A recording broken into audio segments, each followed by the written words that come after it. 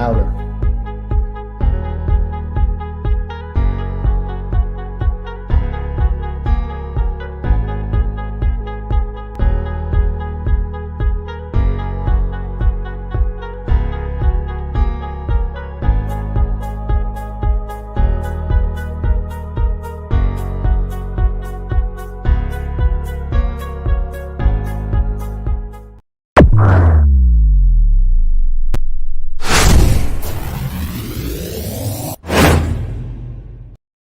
Welcome, everyone, to the Islanders Never Say Die podcast. I'm your host, TJ, and with me, again, as always, is our NHL analyst and expert, the grumpy old man. They say there's no shame in his game because he's always the same. That's me. Now, Grump. Not a great week for the Islanders by any stretch of the imagination. Well, it's not true. We played well Tuesday against the Rangers, and I told everyone, the Pollyanna people, Josh Bailey's the greatest thing since sliced bread. Scoring doesn't matter, whatever, the ridiculous comments that were made. And I said, you know what? If Josh Bailey comes out and performs like he did that night, you'd never hear me complain. Well, Josh Bailey has turned back into the pumpkin of who he is, even playing on that second line, or I guess it's their second line now. Who knows? The Pajot line. And, we underwhelmed. That's all I'll say in the last two games. That's being nice. Yeah, and I told you this too. I mean, this is going to be a big 3-game series against the Washington Capitals. Obviously, we got the loser point there on Thursday, and tonight, oh Jesus, there was a few weak goals let in. And it just looks like we just didn't have the urgency from the get-go tonight. And that's not something you can have this late in the season. Well, but think about it, right? I mean, this is a serious point I'm going to make right now. The only thing that's been consistent about our team this year is how inconsistent we are from period to period. And I have to ask, I ask myself a question. This is a veteran-laden team, right? Everyone knows what to expect. They've been in the system for 3 years now, with marginal changes to the lineup. And we still have points of the game where we're just flat. We either come out flat or we'll start gangbusters, then go flat, or we'll play whole periods. We'll have a great first period, then we're miserable in the second period and dead in the third. Why is that? I mean, I have to ask myself that question. Do you have the right players? And I'm saying the majority, when you can't get consistent effort out of that.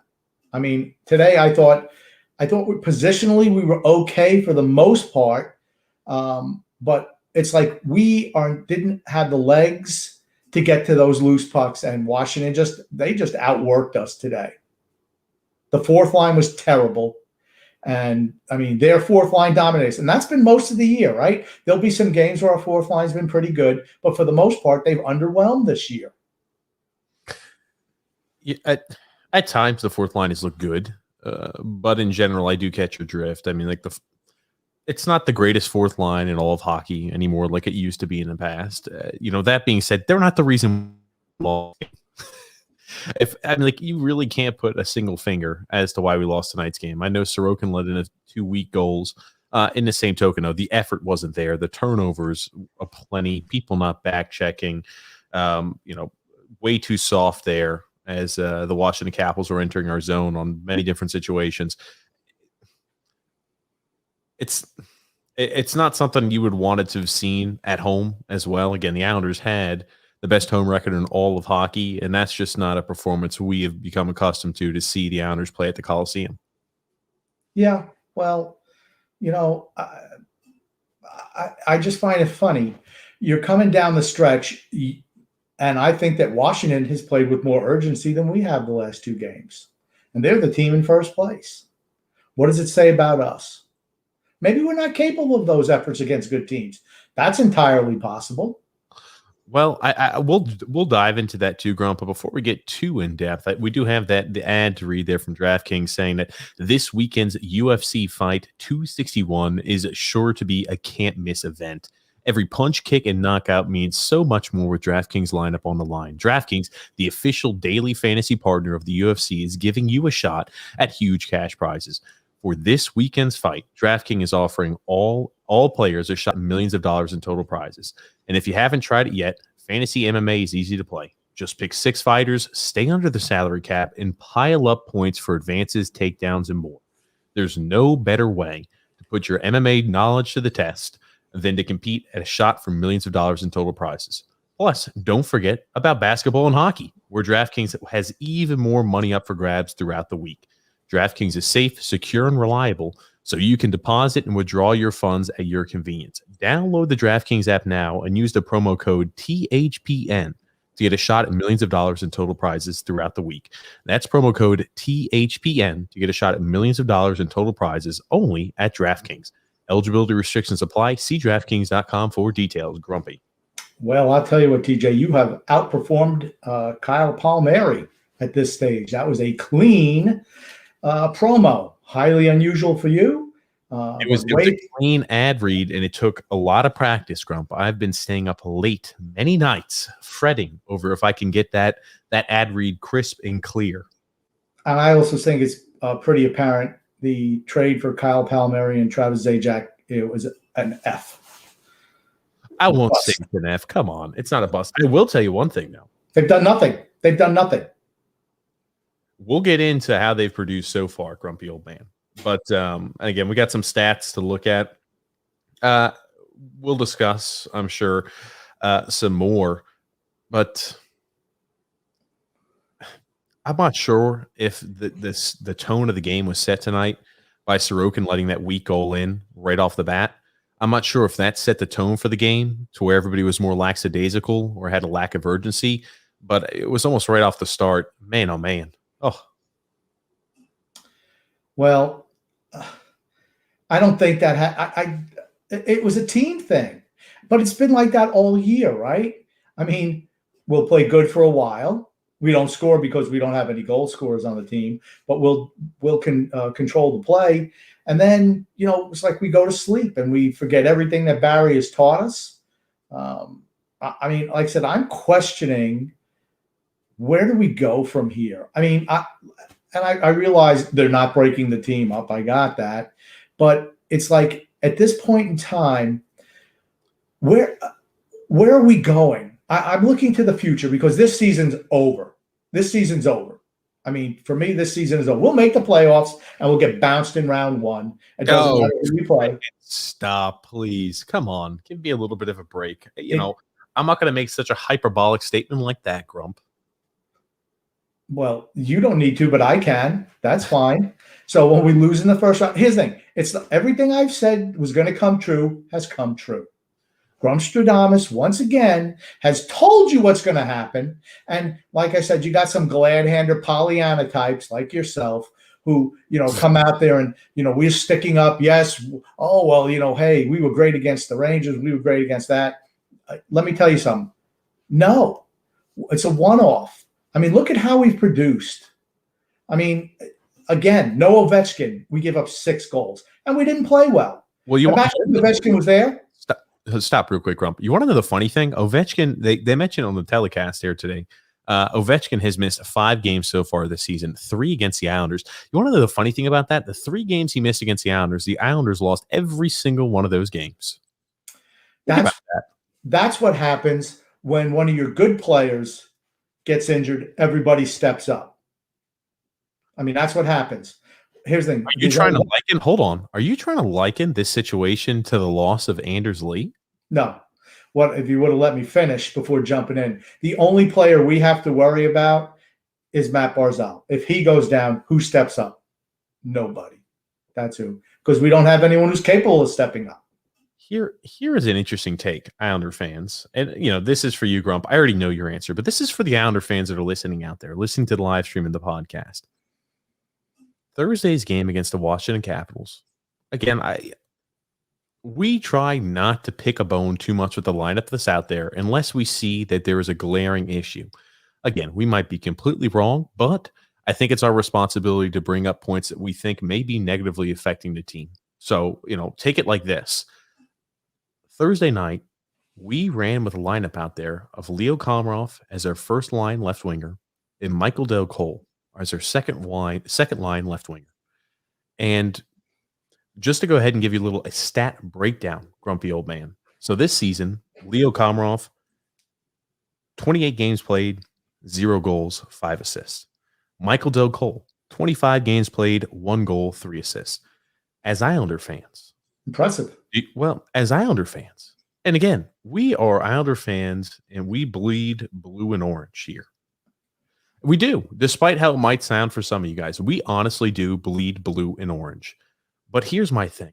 As a fan, can you honestly take a look at this team when we're rolling out guys in a consistent lineup of Leo Komarov or Travis Zajac on the first line left wing position and Michael Del Cole as a second line left winger?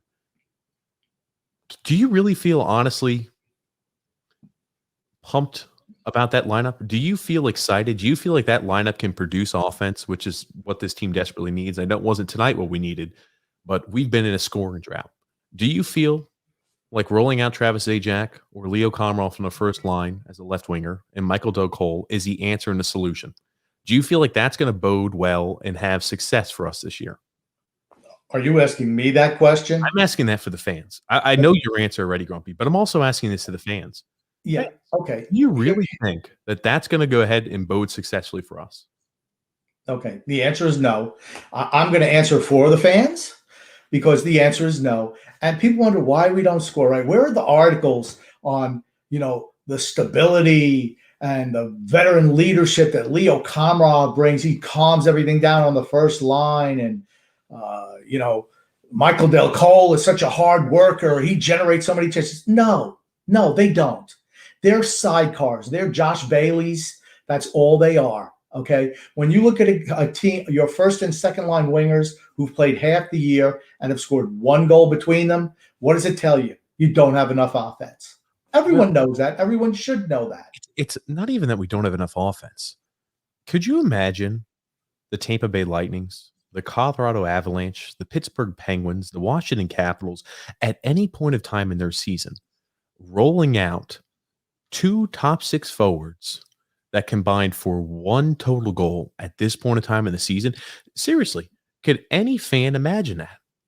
Again, No. I know and understand all that matters is a win, but your top 6 have to be able to provide scoring in some capacity.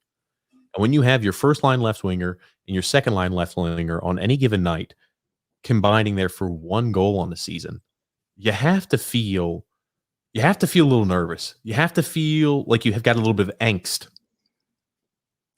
Well, you know what, TJ, I realize we're going to get into this, but you know what makes me feel nervous? That the NFL draft is coming up Thursday, and we still haven't told people where they can listen to us on the NFL draft. Well, yeah, Grump. I guess this is a quick aside here. We are launching there an additional live stream podcast there. We're going to start off probably like once a week. It's going to be the first day, this next Thursday, the NFL draft live stream. I'm looking forward to it with Grumpy Old Man. It's going to be on a separate channel, not Islanders related. So again, if you like the content Grumpy Old Man and I produce, this is going to be a channel more geared towards all sports, not just hockey. And we're going to be covering more sports, current events on sports, etc. So we're going to be covering the NFL draft, and you can find it there, TJ and the Grumpy Old Man. So changes things up a little bit. It's not going to impact what we do here on the Islanders channel, the Islanders Never Say Die podcast at all in any capacity. But we just want to go ahead and provide more content. And I think, we've had people asking us there for more and also in different fields. So I think this is a good way we can go ahead and do that and meet that need there for the for you guys out here listening. So hold on, let me ask you a question. Yeah. Because I'm, socially ignorant. I'm going to say you're tech-tarded, but yes, go ahead. Yeah, whatever. That's fine. So how can these people find this? Is there a Facebook thing? Is it going to be a stream yard thing? They can find us there on Facebook, YouTube, or Twitter at TJ and the Grumpy Old Man. Just got popped up on the screen, Grumpy Old Man. TJ and the Grumpy Old Man is all that's needed. You'll be able to find that page. And what about, is that for Facebook too? The same thing? Facebook, Twitter, YouTube. I expect everyone who listens to this page to subscribe to that, to both of them. I'd be disappointed if they don't. Honestly, I would be. Yeah. Just subscribe. I don't even, well, I do care if you listen, but, but yeah, subscribe. Help us out, please. Oh, grumpy old man. I do want to get back to the Islanders. Oliver Wahlstrom now sat third game in a row. It's funny. It all started off with speculation of, hey, we need to go ahead and give Oliver Wahlstrom time to recuperate. He's sluggish. It's been a long season. He's not used to this type of stuff. We need to give him a chance in order to go ahead and recoup, get his legs back. Well, it's funny. After that time period, not so much. Now, Barry Trotz comes out and says that his practice was kind of dipping the last few weeks, and he noticed that the gameplay was also dipping as well. So now it looks like Oliver Wahlstrom is going to be riding the bench for a little bit until he can prove it there in practice. Interesting. Just lies, first of all. He's a young guy, and he's the easiest guy to sit. He's a young guy. I'm going to stick with the veterans, regardless if they can play or not. Obviously, they can't. But he doesn't care. He's going to roll out the geezers out there any chance he gets. I predict, will he be in the lineup on Monday or Tuesday? Perhaps. But I think it'll be at the expense of Michael Del Cole. I think you will see Leo Komarov back in the lineup. We can't score goals. And the guys we put on the wings, or the guys who we refuse to put on the wings, are guys who are capable of scoring goals because we want to go with the steady guys who all they do is play defense. To me, it's frustrating to watch. Here's the thing. And I want to go ahead. There's a few points. I really had a chance to think about this. Deep thought. Not just me, kind of rambling on and on. Deep thought about this. The Islanders are a team that is very stout defensively. Usually, albeit tonight wasn't a great example, but good goaltending. And the scoring necessarily isn't absurdly unbelievable. But again, middle of the pack there. We have to make up for it with excellent defensive play and excellent goaltending. But we've come through this lull in this part of the schedule here where our team is struggling to score goals. So what do we do to go ahead and fix that? The adjustment we made was instead to mitigate and take some of these scorers out of the lineup and to continue to reinforce the defensive side of the puck. That's why you get shut out. That's why you get shut out how many games? Because you're not capable of scoring. I mean, today Casey Zizekas was horrible today. He had a good. And I said to my wife, the warden, I said to her, here's the thing. Casey's got the puck right in front of the net, a rebound, and he can't handle it to put it in. Anyone who's any good puts that puck in the net. And he just and that, but you know what? That's the Islanders. And I love Casey Zizekas, but that's a typical Islander player. Not a whole lot of skill, a lot of hard work, but when things aren't working, you're going to get rolled. And that's what happened tonight. Unbelievable hard work. And I'll tell you this much. It's okay. I think it would be unfair if I didn't say this. Teams, no matter how good they are, occasionally will have nights where they get rolled. It's just not comforting for Islander fans to see this consistent trend to where we had struggled to score goals, and the night that we do score goals, besides against the Rangers, is a night where we play completely undisciplined hockey with zero urgency. It's not reassuring to see for Islander fans right now. I mean, you have to look at it like this. That Monday game we come out against the Washington Capitals I look at it like this. It's a must win. It really is. I mean, we're sitting right now third in the division, and depending on what Boston does here with these games in hand, they most certainly can leapfrog us and we'll be the fourth in the division. Yeah, I predict we're going to be fourth in division. I think we will make playoffs. I'm still picking Boston to win division, even though they lost to a horrible Buffalo team yesterday. They lost 6-4 to Buffalo. Unbelievable.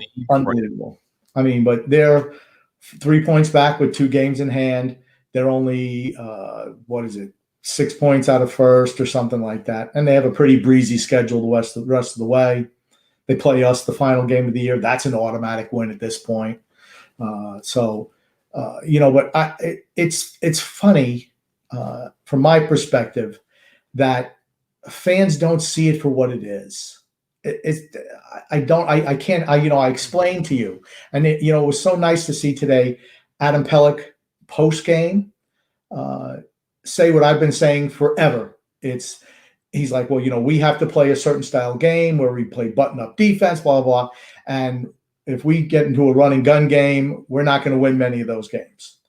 And that's his way of saying what I've said. If you get in a run and gun game, you're losing. But, he has to say it the way he said it. But it's nice, though, the Islander players believe in what the grumpy old man says also. Here's the thing, too. This is a game that was, if you look at it and you look at what occurred during the game, this is a game really don't think the Islanders could have lost. We had 2 power play goals. It's our first multi-goal power play performance since, I think it was, what month are we in right now? We're in April? Yes. Since February. We had no multi-power play goal games in March, and this is our first one of April, right towards the end of the month. And we score a shorty. We have 3 goals on special teams today. If you're telling me the Islanders scored 3 goals via special teams, 1 on the penalty kill, 2 on the power play, I'd take my money to Vegas and said there's no way in hell we're losing that game. But the 5-on-5 play just wasn't there. Well, you haven't been watching how we've been playing 5-on-5 recently. You realize in Thursday's game against the Caps, we had 1 shot on goal in the 3rd period of a 0-0 game, 5-on-5. How many of those games are you going to win? I mean, we had 3 shots on goal in the 3rd period. How many of those games are you going to win? We had control of the puck in the overtime period for 4 minutes, and I think we had 1 shot on goal. I mean, you're talking about the power play today, which I thought was better. Why? Because the puck movement and decision-making was better. Who was out there when it looked good? Dobson, Barzal, Pajot, Bavillier, and Everly. Well, you know what? Those guys aren't afraid to move the puck. And here's the thing. Noah Dobson shoots the puck, and most times he puts it on net. And if he doesn't, it kicks right out, and Pajot is able to pop a goal in. That's the thing, too. When you throw the puck towards the net, just like Dobson does, you might not score off the initial shot, but you're able to go ahead and create those secondary chances like we saw Bavillier was able to cash in on last game or 2 games ago. And we saw recently here that John Gabriel Pajot was able to cash in on tonight. Right. And how did the invisible number 12 do? Well, it's funny you mention that. Our boy Vinny Smith, he always gives me that Josh Bailey report from the night. -3, 0 goals, 0 assists, 0 points. Again, playing the 3rd most minutes as a forward. Again, power play production, never quite so much there. Josh Bailey did not have a good game tonight. And I'll tell you one thing. You know who also didn't have a good game tonight? Matt Barzal. Yeah, I think he's just frustrated, totally frustrated with the situation. That he looks like a frustrated player out there. And then you got, again, Butch just can't help himself. Like I said, Butch gets his marching orders from Barry and Lou, without a doubt. And the Islander brass, they tell him who to rip and who not to. They blamed him today on a blind pass that Zajac made, center ice, just threw to the center of the ice where nobody was there. And he tried to blame Barzal for not communicating where Zajac was for that puck. He didn't even look. He just spun around and threw it to the center of the ice. I mean, and Butch even said, well, I can't hear if he did or not. Then why are you saying something? Because that's the company line. It's okay if we rip Matt Barzal. It's okay if we rip Noah Dobson. It's okay if we rip Sorokin or Wally. Those are guys it's okay to rip. But none of the older guys. Here's the thing. No matter how bad they was, he kind of, even when he kind of said they were bad, he kind of sugarcoated it. Well, yeah, they haven't looked real good today, but sometimes you just have games like that. And Barzal turns the puck over at the Washington blue line, and everybody loafs back, and he gets the blame for that goal given up. When it was actually Bailey who held the puck up so the guy could poke it in. Good job, Bailey. That's the only goal he scored was an own goal tonight. Great job, Bailey. No, he had an assist. Well, here's the thing too about Josh Bailey, grumpy old man. Okay, that was a bad turnover by Matt Barzal, almost at center ice. Adam Pelech was leading the charge again. They were trying to go ahead and get a little offensive movement, get to penetrate the offensive zone. Adam Pelech was ready to make that break. Matt Barzal loses the puck, gets intercepted, and then what do we see, grumpy old man? Josh Bailey doesn't skate and back check hard enough. And so bad turnover by Matt Barzal and a bad job back checking there by Josh Bailey results in a goal there for the Washington Capitals. And then also, right, 2 bad goals that Sorokin let in.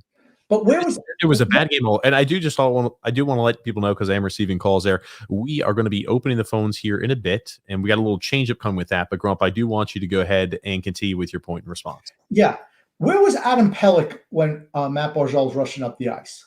He was ahead of him. He was about, honestly, what should have happened. Barzal should have gone ahead and made that pass there to Pelech. Pelech could have gone ahead and entered the zone, allowed Barzal to get that change. But again, here's the thing. Bad turnover by Matt Barzal. No doubt about it. Also, bad job back checking by Josh Bailey. Just like there were bad goals let in by Ilya Sorokin today. The thing is, we don't just pick and choose what players play poorly. When they have bad opportunity and they don't do well, we identify. It doesn't matter if it's Matt Barzal, Ilya Sorokin, Josh Bailey, Adam Pelech, doesn't matter. When a player doesn't do what they're supposed to do, it's worth us mentioning and noting. That's right. My whole thing is we call out everybody, not just one guy, particularly a young guy. I will not do that. If he makes a bad play, and he did, but here's the thing, right? If I was Butch and he was one of the sacred cows, well, this is how he would have described it. Well, Matt Barzal, he did lose that puck, but that's the type of style that he plays. He's not a dump and chase guy. Everyone knows that he kind of comes back and forth and dipsy doodles with the puck. So the rest of the team should have stayed back. That's how he would cover for it if he was a sacred cow. What do you think about that? I do. There was also something interesting I read. You talk about sacred cows. Now, this is an interesting one. Now, the member who I read this for is a contributor there on Eyes on Isles, believe it or not. Grumpy old man. The Islanders Inquirer? He's a contributor there for the Islanders Inquirer. And I thought he brought up a really, really interesting point. He says there, and I'll go ahead and show it to you on screen too, because I want to give him credit here. And I think it's an astute point. I'm glad people are coming around to seeing it. And I think it's a very, very well way to word it. He says, Barry's a great coach, and I wouldn't rather have anybody behind the Islanders bench. But when the New York Islanders were playing inconsistently under Capuano, people were willing to question if it was a symptom of something the coach was doing wrong. That just doesn't happen anymore. So again, when we see inconsistent play, this is how I look at it. When we see inconsistent play and we see those type of issues there that a Barry Trotz coach team has, we're not allowed to criticize Barry Trotz. But if there's anybody else like Jack Capuano, Doug Waite, you list the name of the coaches, then it's okay to go ahead and question. But because it's Barry Trotz, we can't question. Barry can't question anything. Yeah, here's the thing, right? How long have I been saying that? That very point have I been saying that, you know what, when the team doesn't come out perform, I'm questioning Barry, right? No one else wants to question him. Finally, you start reading some of the articles on the web, and they're all coming away to my way of thinking that I've been saying for months and months. And all of a sudden now they're parroting the grumpy old man. It's about time you got on board, okay? But here's the thing, right? Why are they not criticizing Barry Trotz? Why are they afraid to criticize Barry Trotz? Because when you've been a loser franchise for so long, what happens? You're just happy that, hey, we're going to make the playoffs. That's not good enough in my book. I'm sorry. But that's the reason why. That's why the media is afraid. They're afraid of Lou Lamoriello, and they're afraid of Barry Trotz. Well, here's my thing, right? What do you look at as a successful season for the Islanders? We talked about it last podcast. If the Islanders lose in the first round of the playoffs, not a success. When do you think the year would be a success based off the Islanders' current makeup? Seriously. And I look at this in a few different ways. Man, oh man, do we have a deficit of top-line left wingers. When you have to go ahead and roll out a guy like Leo Komarov for Travis Zajac on a consistent basis to play on the first line left wing position, and you've also got Michael Del Cole filling that second line left wing position, man, oh man, it kind of makes me queasy just thinking about that lineup. Could you imagine a lineup like that facing up against the Tampa Bay Lightning? And again, like I understand, name value isn't everything, point production isn't everything. It's how you gel. It's how the cohesion there. And the Islanders have always been a team where the sum is greater than the parts. But at a certain point, talent occasionally beats out no matter what type of effort you have. Again, tonight wasn't a situation where the Islanders are putting forth 1,000,000% effort. But when you get in the playoffs, when everything gets so granular and where every little mistake gets magnified, that is when talent can really come out and shine, as long as they put forth the effort. Now, here's the thing. I'm not sure whether Oliver Wahlstrom's going to see the ice. Oh, I'm sorry, Grump. Go ahead.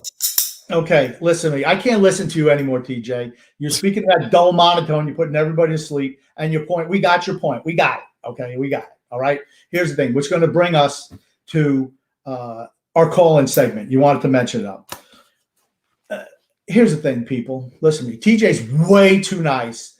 He fields, and here's the thing. TJ does a spectacular job. He fields all the calls. He reads all the comments. He does everything. All right. Granted. But here's the thing. We had a couple of calls last week that were perfect calls. They come in, make a point, and say, hey, thank you. I'll come off and listen. Then you got other calls that want to stay on here and think it's the TJ, Grumpy Old Man, and Joe Matadot show. It's not. It's the Islanders Never Say Die podcast with TJ and the Grumpy Old Man. All right. We want to take calls. We want to talk to people, but you have to have a point. It's not just where you monologue. So here I've taken out the scissors. And as you're talking and watching the live screen, if I feel, that's right, if I feel that you're getting too long-winded, I'm going to come out and I'm just going to kind of stroke them a little bit like Brutus the Barber Beefcake used to do. And then when TJ's watching and he sees me go like this, that means cut him off. And that's what we're going to be doing. Okay. Okay. We love talking to everybody. But here's the thing. If I'm talking to somebody for 10 minutes and I see that we're losing a bunch of other people wanting to call in, that's not fair to the other people calling in. So that's the way we're going to handle that from now on. TJ didn't want me to come out and be a hard ass, but that's just the way it's going to be. I don't mind you coming out and being a hard ass. And I honestly like the fact that you brought scissors out. Grumpy Old Man. That's funny. And I guess we'll go ahead. Those look like some old ass scissors. So go ahead and show those to me. Yeah, there they are. You know what they do? They cut off callers who are irrational.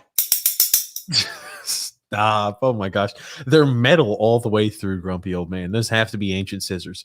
They don't make all metal scissors, I don't feel like. What are scissors made of? Aren't they made of metal? Yeah, they've got like the little metal and they've got like the plastic on the ends. Because they're made cheap. That's why. These scissors are probably, I don't know, probably 40 years old. And you know what? They still work. I don't have to worry about plastic breaking off them. Some of the paint is worn off because they've been used, but you know what? They still work. Oh, goodness gracious. And beware. There's the number. I want to talk to people. Stop, Grump. We did go ahead and open up there the line. Oh, we've already got a call in, Grumpy Old Man. As you can see, guess what? Grumpy. What? I fixed it to where I can get it to oh man, I'm sorry. You know what? I think I screwed something up. Give me a sec. I had to hang up the first one. I fixed it to where we wouldn't have to worry about any items to the ringing. What about the ringing? We wouldn't have to worry about the ringing, Grumpy Old Man. But hold on. Did you fix that? Did you fix that? I did not fix that. Paige fixed it. So you just tried to take credit and say you fixed it, but that wasn't the case. Paige fixed it. I'm sorry. The lines are open, and now I have fixed the issue there. But Paige fixed it to where no longer we're going to have to worry about the incessant ringing. I'm sorry. I had to hang up there on somebody. If you call back in, we'll be able to get there to you. But Paige has fixed it to where we should no longer hear the obsessive ringing, Grumpy Old Man. So your wish was her command, and she did a great job of fixing that. So I'm very happy about that. Good, because that was annoying. I mean, it was annoying to me. I guess I didn't fix it. Jesus. Okay. I apologize, Grumpy Old Man. I swear we had this fixed here. To accept, press. Hey, you're live here with TJ and the Grumpy Old Man. What comment you have for us? What question you have for us here tonight? It's Mike. I just want to ask Grumpy if it's okay if I just rant for 2 minutes and get off. Yes. I don't know. We'll see. Oh, if you see me, Mike, are you watching the live stream?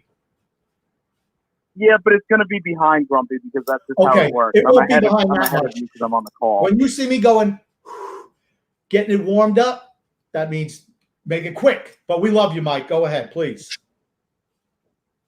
2 minutes. Ready? So first, I just want to start off with Trotz being absolutely outclassed by Laviolette with his old team.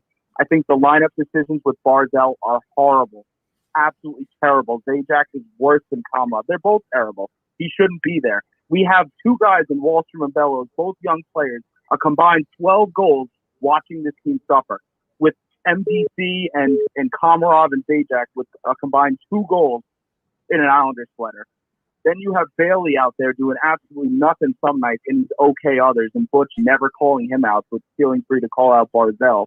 I feel like this team could have went out and gotten an Andreas Athanasiou, which we talked about before, a guy who skates like Barzell and can maybe put up a few goals with him. The refs have been terrible.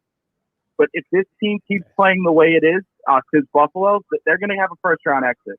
They can't play this way. It doesn't work. All right, thanks, guys. I'm good. It's really frustrating right now being a fan. Everyone is behind this team because we've only seen mediocrity for like 20 years.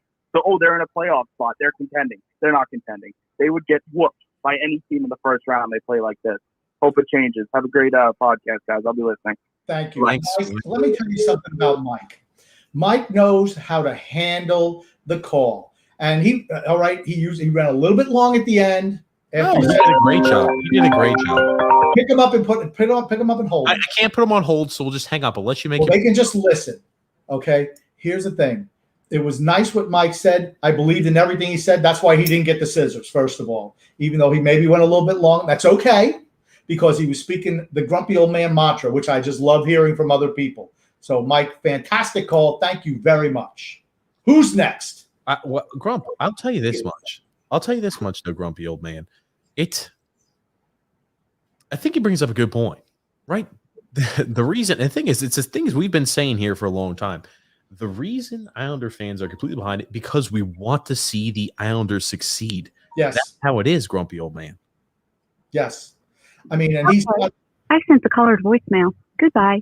and, I got too late. I apologize. okay, and he was spot on about the refereeing, which everyone says, "Oh, Wes McCauley's this." Wes McCauley sucks.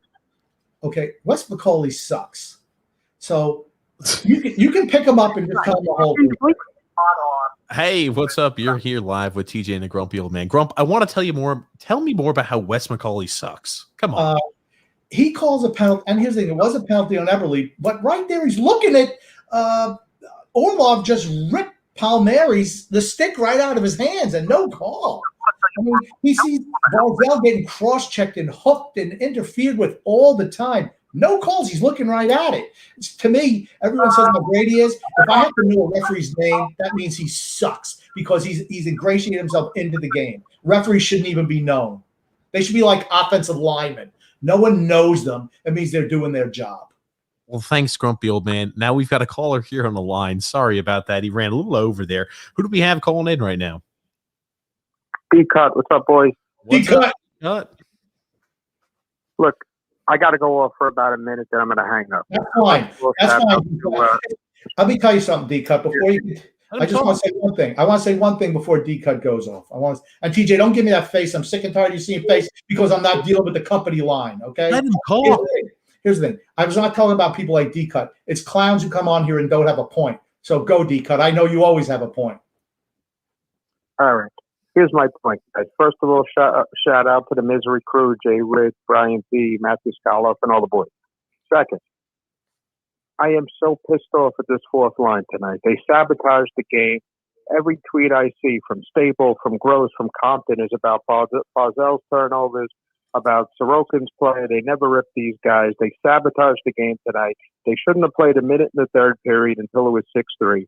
I'm going. I'm so pissed off. I got a bad back. Good night. I'll listen to the rest of the show. Thank you, D-Cut. I appreciate it, D-Cap.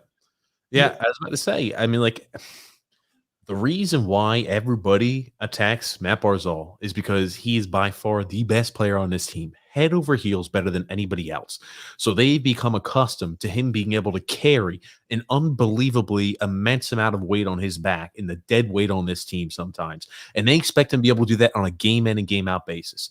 For example, Thursday's game against the Washington Capitals. Right, Matt Barzal had a breakaway. He had a few chances. People are upset. Matt Barzal's got to go ahead and execute there on a breakaway. Matt Barzal's got to do this. Matt Barzal's got to do that. I mean, at what point, man? I mean, everybody has to share equal blame. True. To accept. Hey, you're live here with TJ and the Grumpy Old Man. Who are we speaking with right now? Brian P. Brian P. What's up, buddy? BP. What's going on, fellas? What's up? I think I'm going to piggyback up on some of what the guy said and rant a little bit. And you know, I keep it like you. I think just like you, Grump. So you're going to like it. So I mean, it's the same. It's the same garbage year after year. It's like they make a mistake. Like the young guys get taught. Like again, he thrashed Wallstrom in the media. Oh, you know, it's been off in practice. He's been in a slump. Well, how bad of a slump is no goals and 5 assists in 29 games? How come that's not a slump? Because you know why? Because there's not another team employed on this planet that would put Leo Komarov in their top 6. He's a fourth line grinder. You're just killing Barzell. His point production is going down because he should have about another 10 assists if he had a decent left wing on the side. It's so frustrating. Barry's all right. Barry's a good coach, but he's not great. He's Lex Ryan. He cares about defense only. He's a defensive genius. He doesn't even know there's a net on the other end. It's frustrating. But what do you guys think? Well, here's the thing. I mean, we could tell definitely we're on a New York style podcast, so you're likening Barry Trotz to Rex Ryan. I'll definitely I get the sentiment, but Barry definitely a slight edge out over Rex. That being said, you see people always try to complain and make excuses to where no matter what the coach does, they have unbelievable amounts of trust in him. To see now people originally shift their thought process of the reason Oliver Wahlstrom is not playing is because he's hurt. This is a great decision by Barry Trotz. We want to get him healthy. He needs to be there for the end of the season. Now, when Andrew Gross comes out there and says, hey, actually, it's because we're having issues there and he wasn't doing well in practice and he tailed off there towards the end. Well, now all of a sudden people are saying this is exactly what he did with Noah Dobson. This grade is going to help him develop into an extremely good player. And it's just they're continually making excuses for this. And my whole point on this whole thing is, I knew he was talking. I know it wasn't because he was given any time off. It's because if he hasn't any option to sit a player, and he's going to sit the young player every single time. That's what he does. It doesn't matter how poorly. Yep. It doesn't matter how poorly a Bailey, Nelson, who had a poor game today. Nelson was terrible early in the year. Do you think, or Lenny or Mayfield, they've all had really bad stretches this year. Does Barry ever consider sitting them down? No way. I'm going to sit a young guy. You know how you send a message to a team? You sit one of the favorites. Some guy had one bad game he did. Right. But the whole thing is, how do you send a message to a team? You don't send a message to a team by sitting a bottom 6 defenseman or by sitting a third line winger. You sit a guy like Anders Lee when he doesn't produce, or Josh Bailey, or one of the sainted ones, or Brock Nelson. Those are the guys that you sit if you want to send a message to the team, because then everybody picks up. Because the older guys know they have nothing to fear. They have nothing to fear about having a good game or a bad game. Yep. And the fourth line's another one. They never get blamed for anything. To keep throwing them out there. 7 years ago, Don Cherry said they were the best fourth line. 7 years ago. And they're still rolling with that. It's absolutely mind-boggling to me. They have it. You know what? When they say that's the Islanders' identity line, if the identity is to be outplayed and outchanced in your own end and have no offense, then they are our identity right now. Oh, the identity is to be slow and non-skilled. That's perfect.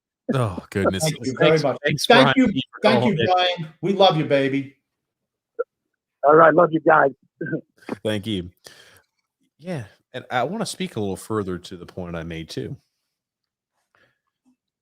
To see fans automatically gravitate towards this is the best decision, sitting Oliver Wahlstrom, allowing him to get his head right, to understand that he can't go ahead and be lax here like poor play that he had over a 9-game stretch is comical. Now, again, I'm going to break it down on a few different levels. You can make points like that for young players early in the season. 110% agree with you. No issue at all with that. Because when it's early in a season, it's not like you're trying to hit stride. You're trying to build more fluidity there as you enter the playoffs. As you're entering the playoffs, you don't want to be jumbling lines. You want to have a consistent lineup. You want to have guys out there that you're going to continue to roll throughout the playoffs so you have consistency on the ice. And again, being an ex-player, you saw occasionally coaches make points to players early on in seasons when they weren't doing XYZ right. They weren't going ahead and marking men. They weren't doing their position. They weren't going ahead and following their assignment close enough to a T. You saw occasionally coaches teach young players lessons. I have no problem with that. It needs to happen every once in a while. That being said, as you're getting ready for your playoff push, it's the best players play at this point. You know what I mean? The teaching process it's over at this point. I have no problem with you continually teaching them because there are going to be teaching points even if you don't sit him.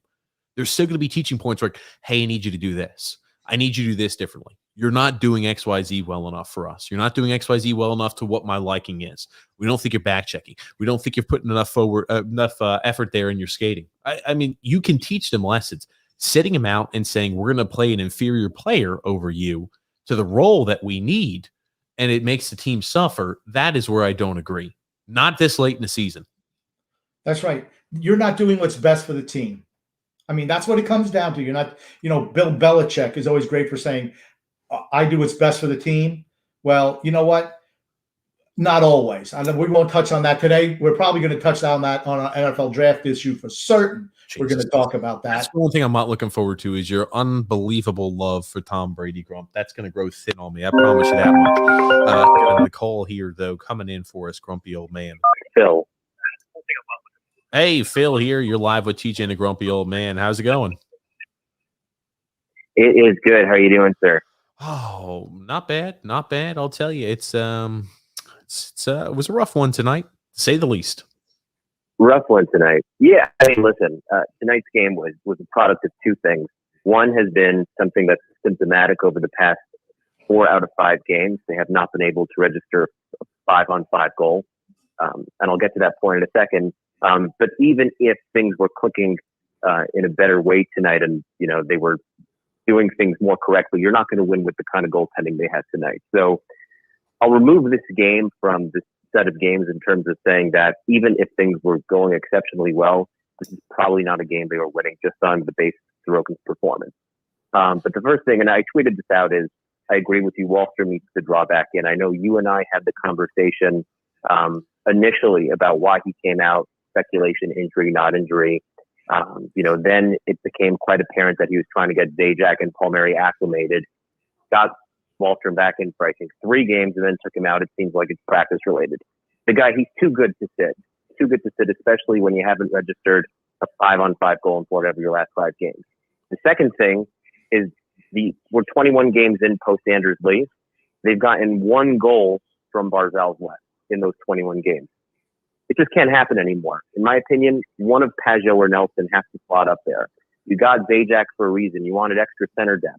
You wanted extra center flexibility. Well, you've got a guy who's got, oddly enough, Zajac this year is 3rd on the team when it comes to even strength points. Use him as a center. Use Pageau or Nelson next to Barzal. Load up the top line like teams like Boston do. And then make a line of maybe Zajac, Wahlstrom, Bailey.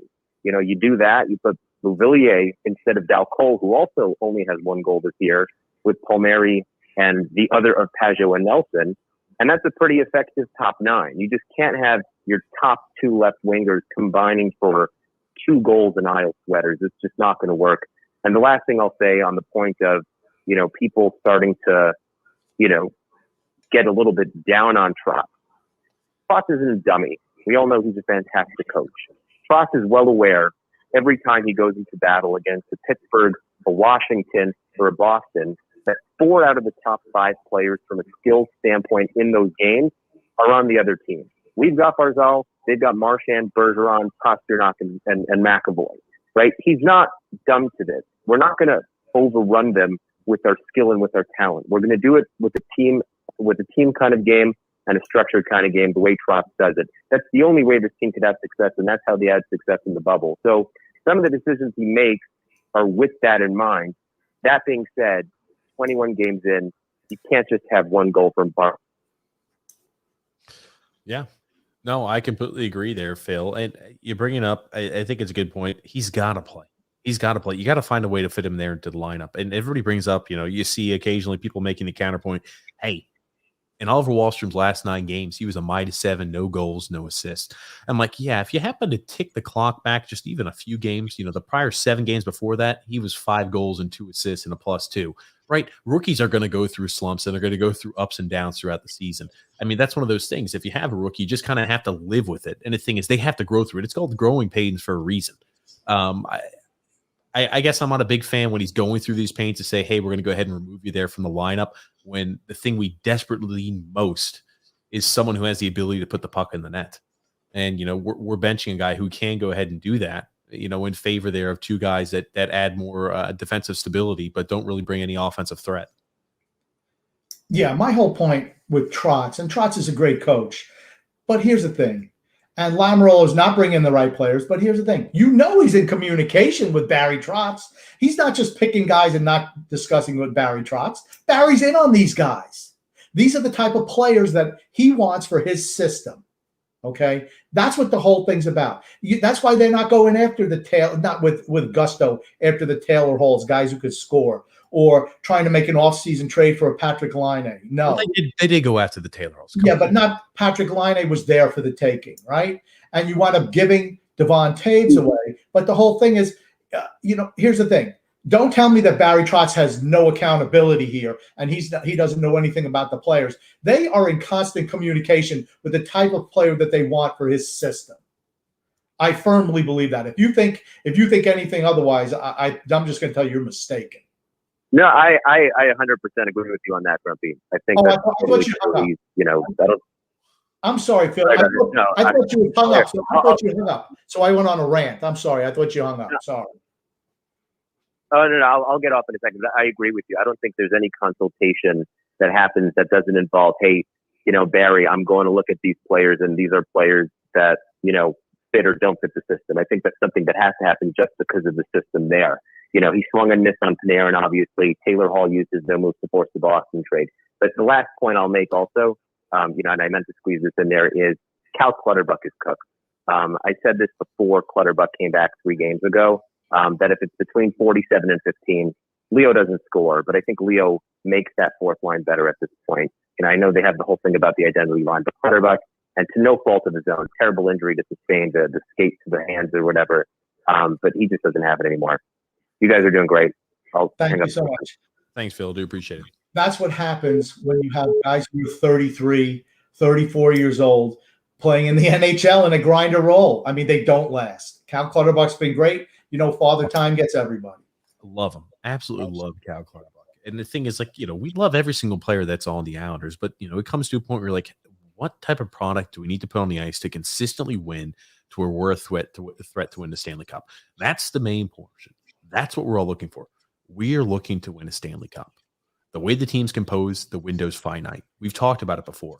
And it's not good to see that we're going to use points like this and we're going to use time periods like this to prove points to kids instead of sucking it up and trying to push through to win a damn Stanley Cup. That's the thing, right? Sure, if Oliver Wahlstrom comes in next game and he's inserted in the lineup there for the rest of the season, I get it. I can tell you one thing. Very rarely do coaches choose a late point in the season to make a point to a kid who's not putting forth effort that he believes that the kid needs to put forward in practice. Very rarely. I'm telling you that. No issue at all with you making this point early season, mid-season, as you are now less than 10 games away from the playoffs. And you're thinking to yourself, well, I'm not liking his effort he's putting forward in practice. And, I think it's kind of negatively impacting the play that we've seen there on the ice. So we're going to sit him for 3 games. The kid is too damn talented to sit for 3 games. Barry, this is where your job as a motivator is to get him involved. You say, hey, man, we need you. This is what good coaches do. They step the kid aside. They say, you're young. You don't understand necessarily what it takes in order to have a success long-term here throughout a season. I need you to do X, Y, Z. Our team's success is reliant upon you stepping up and doing this.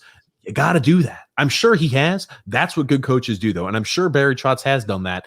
But if he hasn't, that's one thing he's got to do. I'm sure he's done it, though, behind closed doors because you need to have him produce. Yeah. I'm in 100% agreeing with you on that, TJ. I'm not even going to disagree with you, even though I like to disagree with you on just about everything because you're usually wrong on all your points. I can't disagree with you at all on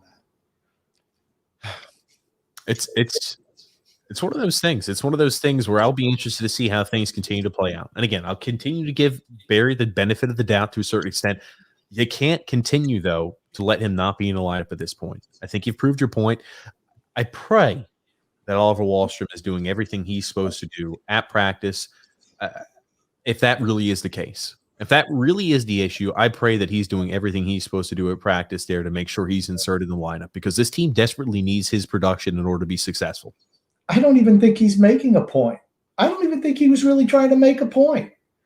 The young guys, if they don't produce, and even if they do, if there's an option where he wants to play a veteran, they're going to be the ones who sit, period. Otherwise, he's not going to make any lineup changes. That's the way he's been all year. It's been the way he's been his whole career. Young guys sit, old guys play. I mean, TJ, do we have any comments? Because we're about to start jumping to the comments. I know we're about 55 minutes in. I wanted to start jumping to the comments. And it's also important to mention, guys, we are only going to be doing the call-in feature on Saturdays going forward. Because, again, I know a lot of you guys like strictly comments. A lot of you guys like to call in. We want to be able to cater to both of those needs. And also, Wednesday, we're going to be shooting more towards more guest atmosphere. So again, we're actually not podcasting this Wednesday. We're going to be podcasting on Tuesday post Islander game. So it's going to be different. It's our first time podcasting there Tuesday evening, but it's going to be post Islander game. And we got a special guest, Grumpy Old Man. That's very true. We do have a special guest there. And I think the listeners here, the podcast will enjoy it. I know I'm looking forward there to it. But yeah, jumping into the comments there, Brian P says the Islanders really missed that offensive machine, Leo Komarov, tonight. You know what? Here's that. I don't like bagging on Lollipop. And honestly, it's Barry's fault. He's putting a guy in a position that he's not capable of doing. When you're asking players to do more than they're capable, that's a mistake by the coach. You know what it's like? It's like allowing that kid, and again, you see this in the NFL sometimes, allowing that person who is an anemic left tackle, absolutely hideous, to go out there on the field, and your quarterback gets sack. You feel bad, and all the cameras zooming in on this guy. What's that phrase you? Joe Matsudatz playing left tackle for the New York Jets, and you zoom in and like, oh, this is a guy who was a free agent pickup, and they're injured, so he's been thrown into this situation where clearly he can't handle this, and he's just doomed for failure. He's just not talented enough to play that position. That's what I feel like occasionally when you're throwing a Leo Komarov out there on the first line. It's just not what his skill set's meant for. Well, here's the thing. I'm going to make it. You once again, TJ, dragged out a comment that you could have made in like 3 seconds and put it in there for a minute. Let me tell you what it's like. It's like taking an offensive guard and lining them up at wide receiver. That is the comparison. Okay, not about an offensive tackle getting beat by a defense. It's taking an offensive guard and making him a wide receiver and tell him to run a fly route. That's what it's like. It's not going to work because it's not his skill set. That's why Barry Trotz fails on that point. Matthew C. there says the only the Ranger game was a consistent effort by the Islanders this week. And I'm going to tell you what else. Probably a lot of Islander fans don't care that we lost to Washington as long as we beat the Rangers. And we played well against them. There are Islander fans like that. You do realize that, right? I cannot believe that. I'm sorry. Maybe when we used to suck, sure, right, you could sell me on that point. But there is no way in hell Islander fans are like, you know what? I'd take 2 losses, one in overtime or shootout there against the Washington, or one in shootout against the Washington Capitals and one regulation, as long as we could beat the pants off of those Rangers, the Rags. I don't believe those fans exist right now. If our team sucked, for certain, that would be a certain class of the fans would be cheering like that. I still think there are fans who think like that. Next comment. Brian B says, hey guys, wow, great game. I'm sure that is absolutely laden with a little sarcasm. I think that Brian probably bet some money on DraftKings on Washington tonight. That's all I can say. Oh, goodness gracious. Matthew S. there says, horrible performance by New York teams against Washington today. That's right. The Mets got clobbered. I think it was 6-1 by the Washington. I think it was 7-1, and that was coming after the brilliant performance by Jacob deGrom yesterday. So I'll tell you one thing. As much as we feel bad occasionally for Voldemort, aka Matt Barzal, for the lineup he gets paired up with there, you have to feel bad even if you're just a casual New York fan, a New York baseball fan, doesn't matter if you're a Yankee fan, Met fan, you have to feel somewhat bad for Jacob deGrom. This son of a gun could do absolutely everything for his team and get no run support. And the guy has been pitching out of his mind. Okay, here's the difference. Again, there's a difference. You don't hear, I don't even know who the manager is. Who's the manager for the Mets now? Doesn't matter. It doesn't matter. Whoever the manager is doesn't come out if DeGrom has a bad game or throws a pitch that gets hit for a home run. He doesn't come out and rip him, even if he had 8 shutout innings and then lose game 1-0 on a home run in the bottom of the ninth because he made a pitch that broke over the middle of the plate. That's what it would be like if it was Matt Barzal. Oh, goodness. Frank K says this team is in serious trouble, and it's funny, Grump. You've been erring on this side where even if we were winning games, you still felt somewhat worried based off of the performance we saw on the ice. I know we were getting results, but you weren't happy with the way we were winning games. We didn't look very convincing in the fashion we were doing so. You've been echoing this here for a bit. I'm not hitting the panic alarms just quite yet, but I'll be honest with you. And here's the thing: I'll be honest with you. We need to course correct. We have to course correct sooner rather than later, and Oliver Wahlstrom has to be reinstated back into this lineup. Oliver Wahlstrom's not going to make the difference. I'm just going to tell you, here's the thing. When you can only win one way, your team is limited. You're limited. And here's the thing. I mean, whoever thought I'd say this? I mean, they miss Anders Lee on that first line without a doubt. Here we go. Right? Here. Hold on. Do you see that? Do you see that right now? We're going to start using the sound panel more often. That is an applaud there from everybody who thinks that you continually say average Anders. We got a little applause there, grumpy old man. We got. Let me tell you something. Before you start, no, it's Anders Lee. Stop talking. Before you start using a soundboard, learn how to get it so the phone calls don't ring so everyone has to hear it. That is your thing. I don't want to hear phone calls ring before you start pushing other buttons. Get the right buttons where we don't have to hear that phone ring and interrupt when I'm going on talking about something, number one. But I feel that we're in trouble because, yeah, we were winning a couple of games, but we weren't playing our style of hockey. And I feel it's because we're an older team who's worn down by the end of the year, particularly this year. And next year it's going to be even worse because you're going to be playing a full season schedule. I mean, that's what happens when you have an old team playing a real physical grinder style. You cannot play 82 games in playoffs like that. It's just not going to work. Until we get some more offensive talent where we can win some games easily with skill, we're not going far in the playoffs. Here's a callback towards last season. Remember, we had gone on a 7-game losing streak right before the bubble was instituted. And again, people forget that I think over a 14-game stretch, we had 2 wins or something like that over a 14-game stretch against the Red Wings as well as the Sharks. And we were struggling mightily around the trade deadline and then after the trade deadline. Everybody pointed the fingers, oh, well, it's because we're missing Adam Pelech. It definitely didn't help that we were missing Adam Pelech. In the same token, though, I think we're seeing a recurring trend, perhaps. I hope it's not the case, but where the age kind of catches up to you towards the end of the season, as Grump said. That is, to me, that's what it is. The same thing happened last year, same time of the year, same thing's happening now. When history repeats itself, if you don't learn from history, you're doomed to repeat it. Tom White here saying this is a good eye-opener. Sorokin is not as good as the hype yet. He will get there, but nowhere near it yet.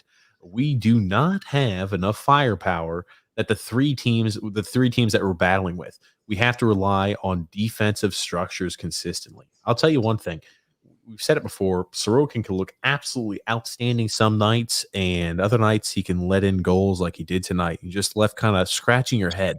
I'll tell you one thing. You speak about consistency.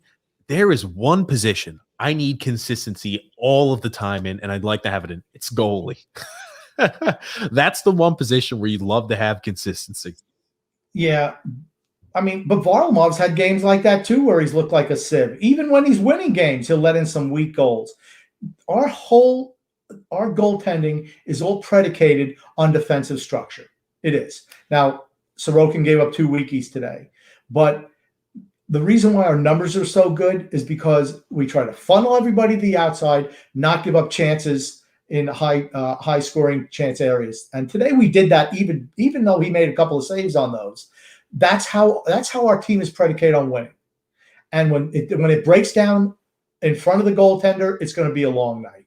I thought he was fighting the puck today. I thought he was drifting back in the net a little bit, which he hadn't been doing. Remember early in the year when I said he was playing too deep? I thought he was playing too deep in the net, and that's the same thing Varlamov does. Well, now he had come out, but today I thought he sunk back in today, and I think that cost him. I think shots got on top of him where he didn't see him till they were on top of him. I mean, weird. Vinny Smith, our friend Vinny Smith, who gives us the Josh Bailey update. He said, how did Josh Bailey do? -3 tonight. Off of the power play, we scored 2 goals. Off of the penalty kill, we score a goal shorthanded. Enough of Bailey. Vinny Smith. Deidre C there says, totally disappointing. This time, I expected a lot better. They are not near playoff form. I hold Trotz accountable because he doesn't have the right lines out there. Here's the thing that I hold Trotz accountable for. It's the thing I mentioned right up the top, the thing I've mentioned in the last few weeks. We're not consistent from period to period. That's on the coach, particularly with a veteran team. I mean, because I don't think the players have tuned Barry out. Absolutely not. I think they believe in him. But if you come out flat to start a game, or you and then then you'll play a great second period and then go flat in the third period, or you're gangbusters to start for 10 minutes and then you go to sleep for a period and a half, that's on the coach. Yeah, well, the thing is, I think you bring up a good point. Veterans are supposed to understand that they need a consistent effort for 60 minutes out there on the ice. And when you're not getting that, sure, you can make excuses of, hey, this is a young team. They need to learn, what it actually is to play, a complete NHL style game. You really can't make that excuse for the team we have out there on the ice. I mean, it's a veteran laden team. Particularly when you sit the young guys anytime they make, like I'm going to tell you again, if he benched, and I'm not going to say bench Barzal because that'd be the guy he would bench to make an example. But if he benched a Bailey, or if Anders Lee was healthy, an Anders Lee, or a Brock Nelson, or a Nick Leddy, or the whole fourth line, and put in somebody else new, that sends a message to the team that there are no passengers. Because the way that I'm going to tell you, I guarantee you the way the guys look at it is, there's no passengers as long as it's the bottom guys, as long as it's the young guys. They're the ones who aren't going to be passengers. He can preach all he wants how there's how he doesn't want passengers, but it doesn't mean that it happens on this team. The only guys who pay the price are the young guys. I don't disagree. And we're moving on there. Next question here, grumpy old man. Brian P says, keep throwing out this old, boring blue-collar team. It's funny. Our record is better when Wahlstrom and Bellows are in the lineup. Yeah, I did see, and again, I'm not going to say it's completely correlated with that, but I did see that statistic there that the lineup and the team's record is much better with Oliver Wahlstrom in it than without. I'm going to say again, what should have happened at the beginning of the year, they should have played the young guys right from the start, because you go through the growing pains with them. You know what you're going to get from the Komarovs and the Martins and, their ilk. But here's the thing. You let the young guys, because the young guys are the future of the team. Where they are now, if they were here, if you let them play through the mistakes, this is where their bar is. It's not down here where, all the Jags on the team are. Their potential is so much higher. So at this point of the year, they would have played through the growing pains, and now they're ready to contribute on the big stage. That's what I would have done. They do the total opposite. Well, I get it, right? You want to make sure you don't rush players out there. I completely understand that. In the same token, though, you have to have an integration of youth to a certain extent. I mean, we've talked about it. It's not worth us detracting this podcast. That's more of an off-season talk, Grump, so I'm not even going to bother really too much with it. Eric K. there says Washington could skate, and we didn't skate enough to keep up with them tonight. I'm going to tell you, Washington can skate, and they're better skating. We're not a great skating team, except for a few players are good skaters. Everybody else is just average, and that hurts against teams. What's the one thing, TJ, I've said it 100 times, to me, the most important skill in hockey is the ability to skate. Because even if you make mistakes, if you have fantastic skating, you can cover up for them. When you're a slow skating team and you make a mistake, it ends up in the back of your net. Yeah, skating is always paramount out there. Also, vision, the ability to pass, is a huge piece of emphasis been placed on it as of late as well. Grumpy old man. Jeff S. there says we have more talent sitting on the bench than on the ice between Wallstrom and Bellows. That's the way Barry wants it. That's the way Barry wants it. He wants to play the old guys. That's all he cares about, is playing those old guys. I mean, unless the young guys are absolutely perfect every single night, they're going to find a seat on the bench. Oh, man, oh, man. You just hope that we're going to make an adjustment. I think we have to go ahead and make sure that we're more of a consistent offensive threat. And I know we scored 3 goals tonight, but if you told me through the rest of the season we'd be averaging 3 goals a game, I'd be shocked with the lineup that we're throwing out there on a consistent basis. The only reason we scored 3 goals today is because Washington got up on us and they got a little bit lax. It was so easy for them tonight. Steve K there says our D-men aren't skating, they're waiting, and that leads to turnovers. Getting caught standing still. 100% right. I'll tell you this much too. I mean, like, they've been doing that. They're also a little soft there when the opposition was entering the zone occasionally. Again, that's not the reason we lost tonight. I'm just bringing that up as a point. That's not at all the reason we lost, though, tonight. Well, because the gap control was terrible tonight, particularly in the first period. But there were stretches where we were really, really good, where we had good structure, and then a loose puck, they beat us to every single loose puck. And I'm not saying our guys weren't trying, because we certainly were, but I just feel that Washington just has more skill and more speed, and they're able to get to those pucks. And those teams and the teams that do that are going to give us a hard time. Greg Frost says, how come nobody blames any of this on Trotz? I do. I will tell you this much. There are always going to be people out there who blame Trotz for everything, and there are going to be people out there who blame Trotz for absolutely nothing. I will tell you this much, at least based off the lineups he's throwing out there, I think he does have partial blame. You talk about the inconsistencies with effort there from period to period. I think that is somewhat dependent there on the coach, as you mentioned, especially with a veteran-heavy group. There's definitely there is blame to be shared on multiple different fronts. Right. At the end of the day, who's the guy who gets fired when things go wrong? They can't fire the whole team. It's the coach who has to go. He's under no threat of getting fired.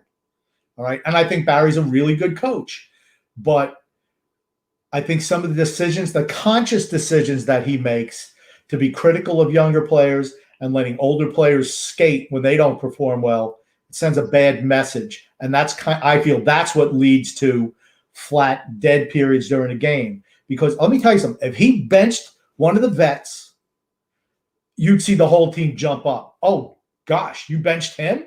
You got to be kidding me. All right, I got to make sure I go. You see coaches do this across the league. When a guy is a veteran or a guy who's had multiple years of NHL experience, he's not playing well, they'll sit him. And again, you want to talk about, trying to light a fire under somebody's ass. That's how you do it there. And that reminds everybody else, like, oh, yeah, shit, my job's not as secure as I think it is. I also want to touch on another point. We mentioned the trade that we made at the trade deadline. And again, you said now it's an F. I'm not going to be that extreme. I will tell you one thing. It doesn't look like it's a B as of right now, especially the way we're using them and what we've done there with the lineup. If Kyle Palmieri was fit there on the first line at left wing position, sure, maybe it could have been a B. It wasn't. Just to go ahead and give you guys an update there, Kyle Palmieri, 9 games so far since the trade, 1 goal, 1 assist on a relatively anemic offensive team. And Travis Zajac was healthy scratched once, 8 games, 1 goal, 1 assist for a first-round pick. And a 4th rounder. And 2 players. Good deal. Great deal. How's Anthony Mantha doing? He looked perfect out there tonight, playing with. How was he able to slide into that first line with Oshie and Backstrom? Boy, he skipped a beat. Right. I mean, that's what you expect, right? That's what good players do. That's what and he's young.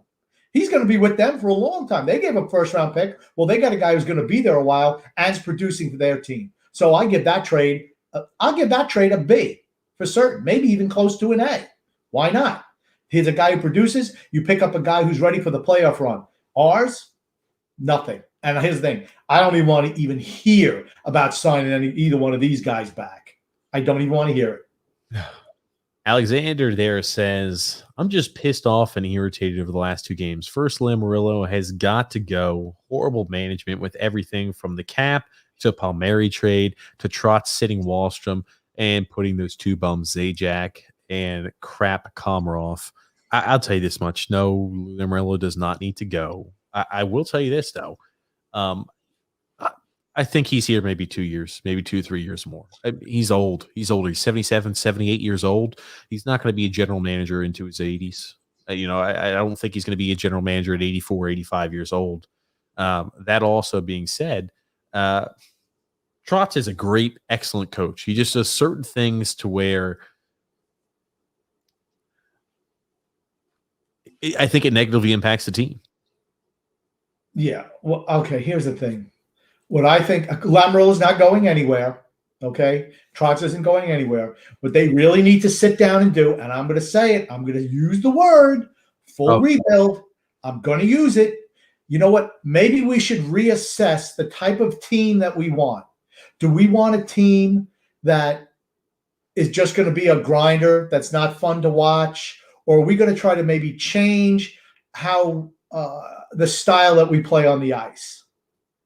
I mean, that's a big decision to make for them. And I'd love to see them say, you know what, we're going to try to be a team that has a little bit more offensive acumen as opposed to a team that just lays back and plays defense. Because with the older guys, that gets harder and harder and harder. You can do that with younger players who can skate all day long, but older guys can't skate. And we're seeing it now. We see at the end of these years what it looks like. It doesn't look good. There we go. Sally Balls there, 001 says Cizikas line was brutal all game. They've been dominated by fourth lines most of the year this year. Just dominated by fourth lines. Look at against Boston. How many goals we give up when they were on the ice then? The fourth line. Boston's fourth line scored, I think, 2 goals. And look at tonight.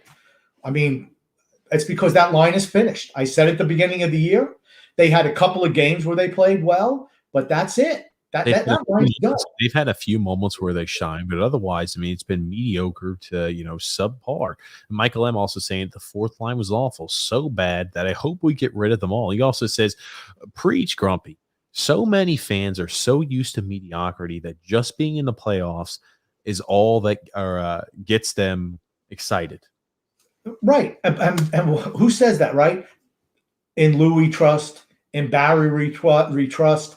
These are the type of people who just, you know what, they're sick and tired of just being losers looking for draft picks. So any type of success they're happy with. Not me. I want to go for the brass ring every single year, or at least be a contender. I just don't think we're a contender.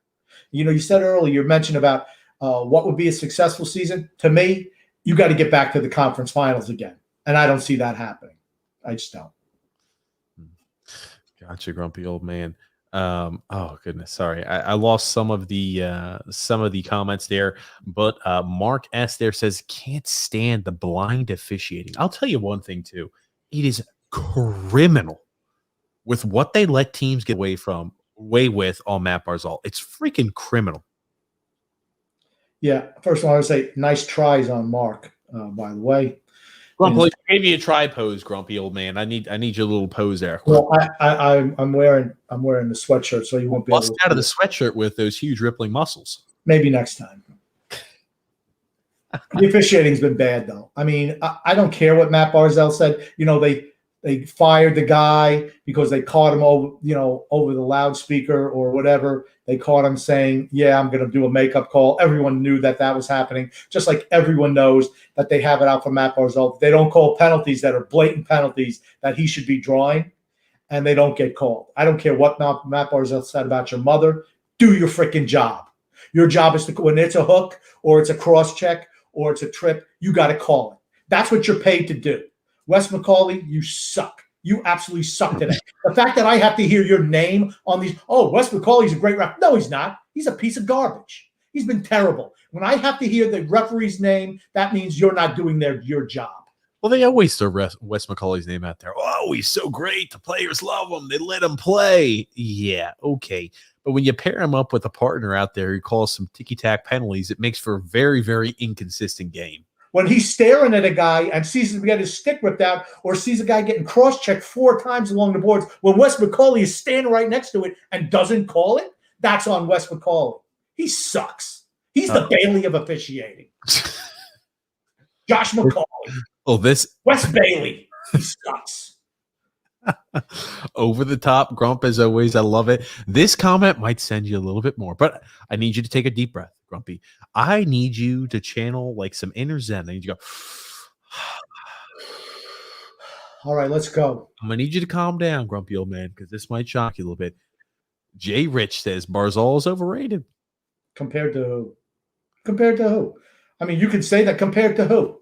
Compared to the hype, I think is what she's saying that he gets. He's overrated. Really? What's the hype he gets? I think the hype he gets amongst Islander fans is that this guy is unbelievably talented. Now, I think he is unbelievably talented. I don't think he's overrated at all. It's unfortunate, right? He hasn't done great as of recent, but only 1 goal from the first line as a solid line since Anders Lee's gone out. There's a reason for that. Playing a man short. As much as you call Anders Lee average Anders, I will say this much. When your next options are Leo Komarov, Travis Zajac, and Michael Del Cole, you are like playing with a man short or playing with a guy who would usually be on an AHL roster, an AHL affiliate on most teams. And then you make a trade for a winger who's supposed to replace Anders Lee, and you never put him with your number 1 center. Well, that's on the coach. I'm sorry. That's on the coach. You don't score any goals. You acquired this guy at the deadline that I'm guaranteed that you approved of. Guaranteed. Oh, yeah, we can make Kyle Palmieri work. Why? Well, he knows the Devils system, whatever. He can grind. He can play both ways. But here's the thing. You never put him with Matt Barzal, or you never put an Oliver Wahlstrom with Matt Barzal, a guy who can shoot the puck. Why not? I mean, these are simple moves you can make. Instead, you want to put guys who are scratches, taxi squad guys, 4th liners, and you put them on the first line. How is that a recipe for success? Like I said, I don't understand what Barry does sometimes. I mean, he's smarter than I am, as an NHL coach, without a doubt. But you know something? Yeah, he is, without a doubt. Yeah. But you want to know something? Maybe he doesn't have any common sense, which I'm loaded with. Maybe he should try to get some of that. Okay, Grump. Moving right along there. Nick D says, sorry I'm late to the party. How you guys doing? Martin on at the last minute with Barzal and Eberle drives me insane. What's the difference? There's no difference. It's no difference in having Komarov on that first line or Zajac on that first line. What does it matter? They're all the same guy. They're all Jags, every single one of them. Matt Martin, right? He was 3 weeks ago. He was everyone's toast in the town. The $6 million man. He's got 5 goals. Yeah, okay. So what does he did? They regress back to what their normal thing is. He's a 32-year-old 4th wing grinder who doesn't really hit anybody anymore. Did you notice today? Tom Wilson didn't have any problem at all confronting Matt Martin in that first period. Not any at all. I'm going to tell you what. If Ross Johnston was on there, he never would have went and confronted Ross Johnston. I think is still. I don't know what's going on with Ross Johnston. I haven't kept up enough with him. He got that concussion or hurt his hand. I'm not sure. He's been out there for a while. I'm not sure if he's back healthy yet. I'll be honest with you. He's not playing for us. He's not going to play. They don't like him. Personally, they don't like him. He's too tough. He doesn't play enough defense. His game is aggressive forecheck, hitting people, being physical and aggressive and intimidating. They don't want any of that. They want Melvin Milktoasts like Josh Bailey, guys who get run over. They're real smart. Yeah, well, you know what? This is like they said in Bad News Bears. Hey, Ogilvy, this isn't like math class, is it? No, it's not, Josh. Sorry. You got to perform. You got to be Kelly Lee there. All righty there. Matthew S says, so we're just so are we going to just blame Wahlstrom's practice performance for tonight's loss? I think that's how we should do because he's not doing what he's supposed to do. I think we can deduce that him not practicing hard enough is the real reason we lost this game tonight. Okay. I just want to say one thing. Practice, right? It's about practice. Practice? We're talking about practice. Yeah, Alan Iverson. Practice, right? As Allen Iverson used to say, practice. You're talking about practice. Here's the thing. I want guys who produce in freaking games. I mean, I don't care what he does in practice. Okay, what? Tell me, I'm going to guarantee. I bet, do they even shoot the puck on the goal in practice because they can't score? So, I mean, is that even something they do? Do they all just lay around in the defensive zone all the time and try to keep pucks out of the net? I don't know what the hell they do, but I'm going to tell you what. They certainly don't. They don't score, so they obviously don't shoot the puck. I want this kid out there. Why? Because he shoots the freaking puck. Stop. I stop. Hold on. I will say this much. When we talk about practice, there are always players who are unbelievable practice players, but just cannot perform in the game, and vice versa. There are players who dog it, don't give a two shits in practice, none at all, but perform extremely well in the games. So, I don't know. Maybe it was a combination of the poor performance on the ice and poor performance in practice has earned him a spot there on the bench. I'll tell you, he's too damn talented to keep there on the bench long term. But we're moving to the next questions, Grump. But one question, one thing. Ovechkin, notorious for not being a great practice player. Did he ever sit him in Washington? Absolutely not. If Barry Trotz sat Alexander Ovechkin, I'm pretty sure they would have hung him outside the arena. They would have hung him in effigy outside the arena. See, you didn't let me finish my point. Don't ever jump in when the grumpy old man's talking and make it. I'm going to tell you again. That's exactly right. Because who did he sit? He sat the young guys. That's who he sat. Verana, all those guys. Okay, well, moving along, grumpy old man. Michael Z there, another YouTube comment says there, Islanders are done. It's upsetting. Yeah. I'm not sure it's done. I'm not in that ilk. I think we could still course correct, but we have to make the right moves here going forward. We have to put out a lineup that gives us a legitimate shot to win game in and game out. I mean, fighting tooth and nail to win every single game. When you fall upon hard times, they're going to be really freaking rough. We're not consistent enough to win. We're not consistent enough. I mean, if we played the Barry Trotz system, we're good enough to beat teams that are poorly coached because Barry's a good coach, okay? If we play that structured system and get a couple of lucky goals here or there, we can beat those teams. But when we come up with a team that's a juggernaut, we have no shot, just none. Moving right along here, Nick D also says there, Barry has to put Bellows in on the first line next game. I'm going to tell you that I don't think Bellows is going to touch the lineup at all the rest of the season. I would be shocked. Maybe Oliver Wahlstrom will get some time, but I just don't think that's going to be the case. He might get some time here on Monday, but who knows? Bellows has the Josh Ho-Sang feel to him at this point in the Islanders organization, I feel. Where he's not going to give a shot, and they'll make up reasons why they don't play him, like they did with, just fictitious reasons why they don't play Ho-Sang and never gave him a shot. Bellows is right there, too. Michael N. there says, every forward on this team is a glorified Blake Como, unless you're Pajot, Nelson, Bavillier, or Barzal. And I think Nelson's been bad recently. Maybe it's because the fact that Palmieri's playing on his line, he's infected him with devil disease. I mean, that could be it too. Zajac plays on the first line. They tank. I mean, maybe that has something to do with it.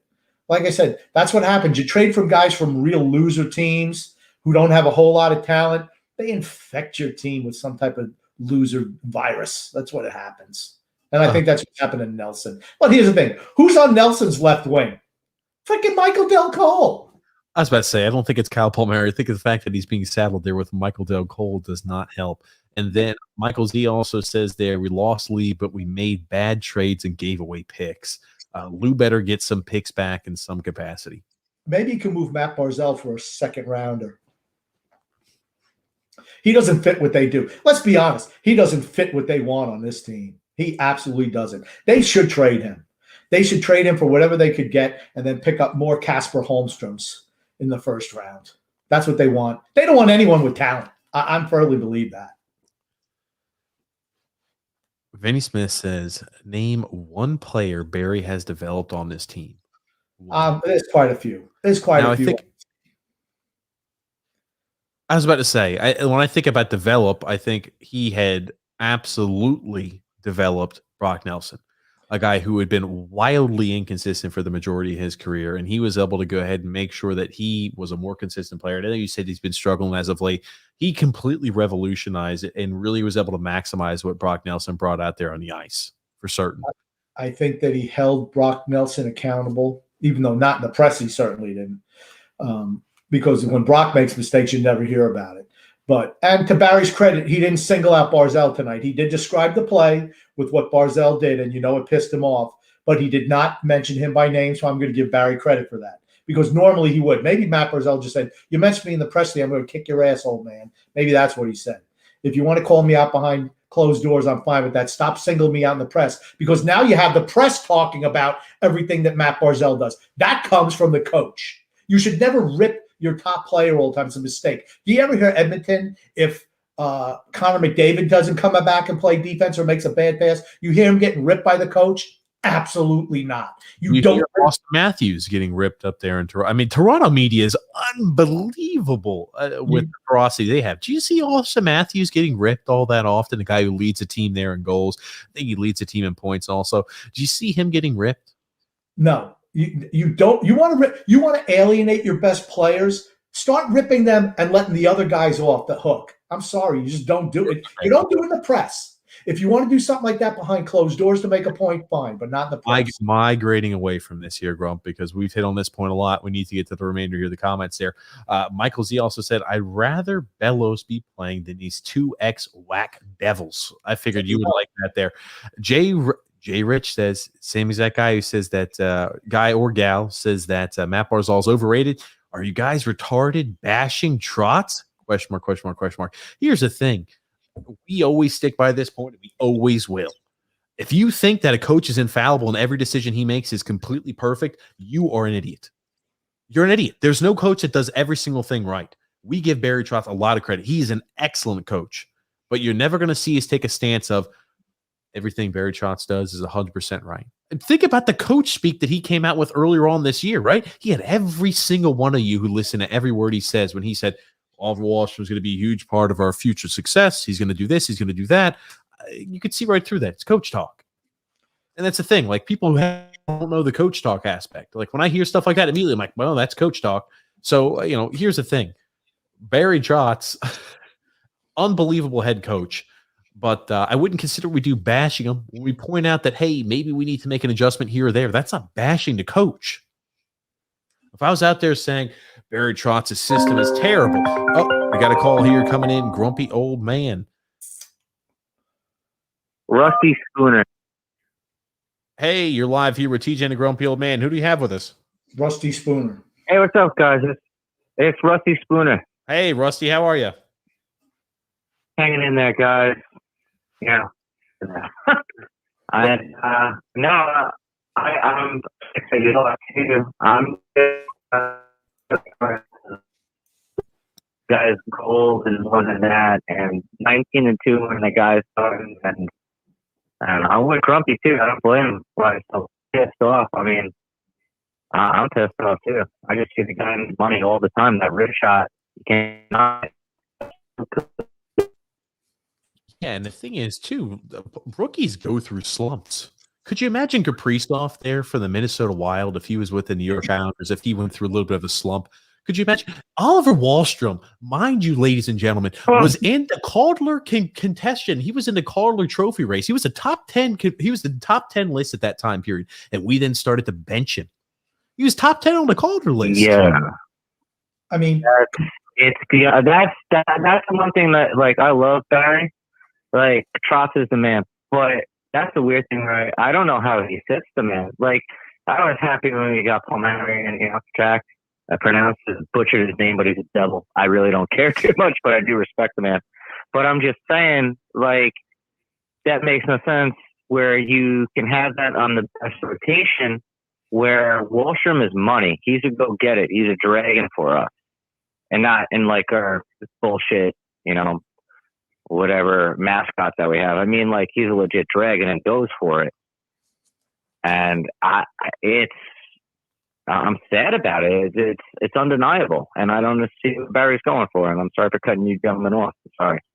No problem. Thank you so much for the call, Rusty. I want to comment. You're welcome, brother. Thank you.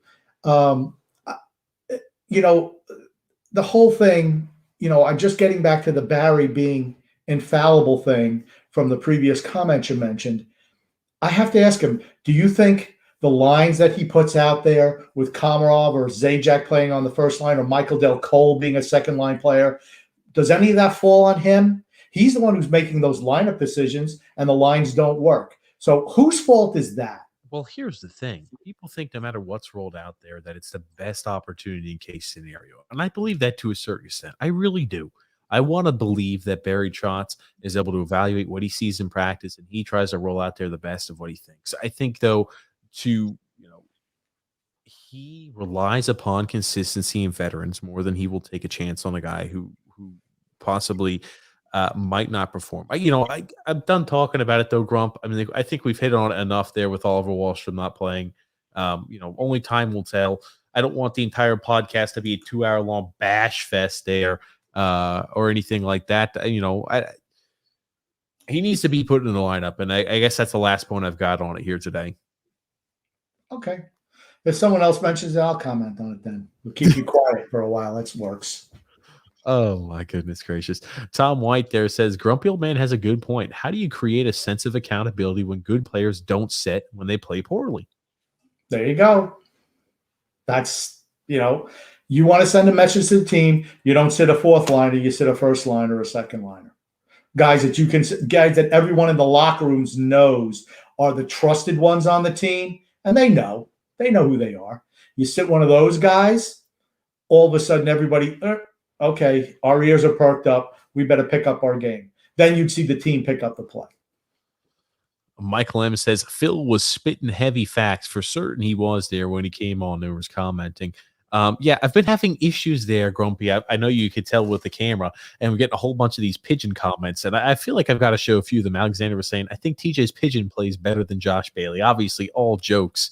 But I don't know what's with your internet today. You were a little janky on the voice, and then you had the pigeon popped up. I don't know what the problem is. Yeah, I was about to say Michael Z there saying, get it together, TJ. Yeah, so again, I think long story short, I've got to get a new piece of equipment. It's old, but it's the last thing I need there.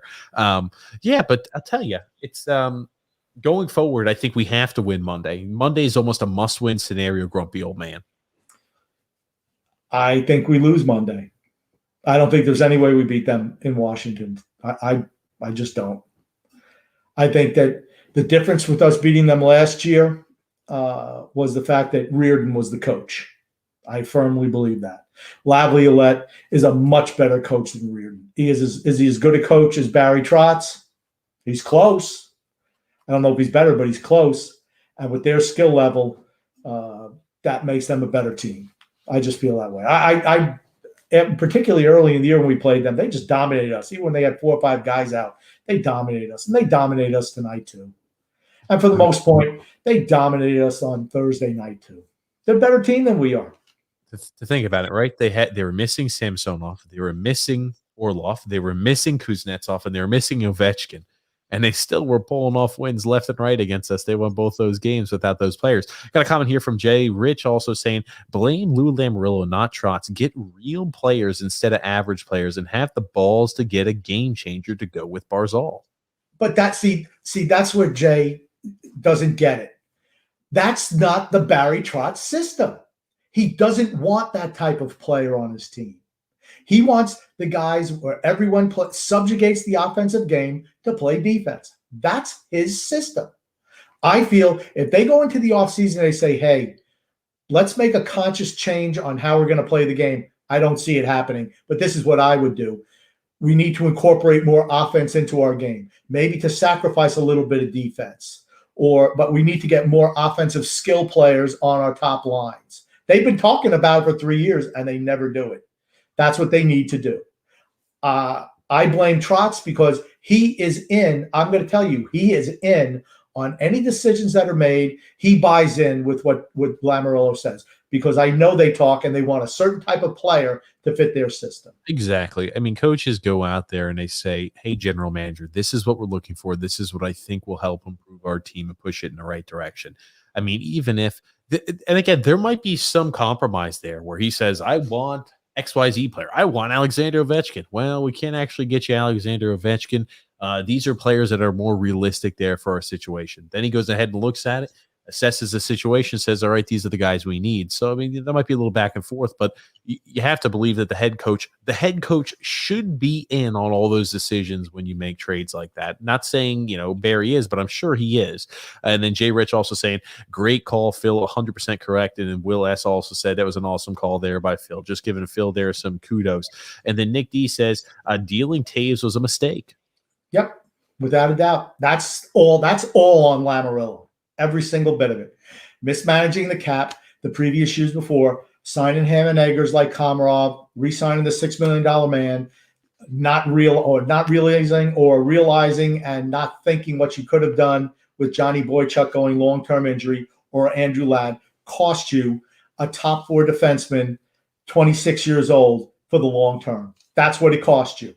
Your defense and your offense would be better with Devon Toews here. But you gave him away for 2 second-round picks that are probably going to be guys who are probably fourth-line players. Yeah, and I will tell you this much. I want to get back to it. Trotz has done a lot of good for the Islanders. A lot of good for the Islanders. He's developed players. I just think sometimes his lineup decisions out there could at least something to be desired occasionally. That's where we come in an issue, and I've always had an issue when somebody rips a player out there to the press and so into the media. I do have issues with that, and they kind of treat him unfairly. But other than that, I really don't have a lot of issues with Barry Trotz. I think he's an excellent coach. The defensive style is like the vampires. We're the vampires of the NHL. We talked about it last year during the bubble time period. We have to suck the blood, the life, and the enthusiasm out of other teams. And when they fall asleep or they have these moments of frustration, that's where the Islanders are able to strike and score and make it count. We have to be the vampires of the NHL. And you saw Pellick's comments post-game, right? We were trying to play too much of the Washington Capitals game. We were going tit for tat up and down the ice. We need to get more to our style. That just means, we can't keep up with the high-powered Washington Capitals offense. We have to try to slow everything down and try to take all the fun and enthusiasm out of games and go ahead and strike when the team gets frustrated, the opposing team. The only thing that he didn't say on that was, as the grumpy old man has said in the past. That's the only thing that Pellick didn't put in that comment, because it's what I've been saying forever. And then Michael Z also says, we're going to get steamrolled if we don't wake up. We need an enforcer as well. Getting beat up, I don't care if we give a lot of hits. They don't hurt anybody. Yeah, sometimes you have to send a message. Sometimes you have to get a little bit physical. I mean, when was the last time Matt Martin even threw a body check? I can't even remember. At least Clutterbuck still does occasionally. Casey once every 3 or 4 games. But other than that, nobody hits anybody. Barzal had a nice hit today. Butch even complimented him. I'm like, I probably pulled some of Butch's fingernails out after the game after he made a positive comment about Matt Barzal. But at least he said, you don't have to run a guy through the boards. It was a nice check by him. That's why, anyone who rips Matt Barzal, I almost want to say you don't even know what hockey's about. I mean, because that kid has so much drive. I feel he's frustrated right now, and I'd be frustrated too. That's what I say. And people are like, hey, I want to write an article there kind of talking about Matt Barzal need to be producing up. And I put it like this. I'm like, I try to look at it just like I try to look at it from Barry Trotz's point of view. I try to look at it from Matt Barzal's point of view here. I'm sure he's frustrated. There's no way you can tell me he is excited about having a revolving door at his first line left wing position. He's not excited about that. He wants to have somebody there who's consistent, who can help them produce goals, because that is his main job as a number one center, is to help produce offensive production. And he just doesn't have a consistent line mate who can help him with that as the left winger. Well, Jordan Eberle's been cold too. So, and he's a streaky guy, because when he's hot, then it's not. Otherwise it's Matt Barzal all on his own. I mean, it's like Matt Barzal playing with me and TJ as his wings. I mean, it's not going to be conducive to him scoring goals. I could tell you one thing. I can make sure I park myself in front of the net. I'm not sure how great I do on a back check and or anything like that, grumpy old man. But if you let me strap myself to some cinder blocks in front of the net, I could maybe win a puck battle. But that's about it. We'd be awful out there on ice. Yep. Michael Z also said, bring in Josh Ho-Sang. Jay Rich says there, Barry Trotz is the first-year coach and a second year, 2 games from a Stanley Cup. Third, we're currently 3 points out of first place. with average talent. What do you guys realistically want? That's the thing, right? I think Barry Trotz is an excellent coach. He really is. The sum is always greater than the parts.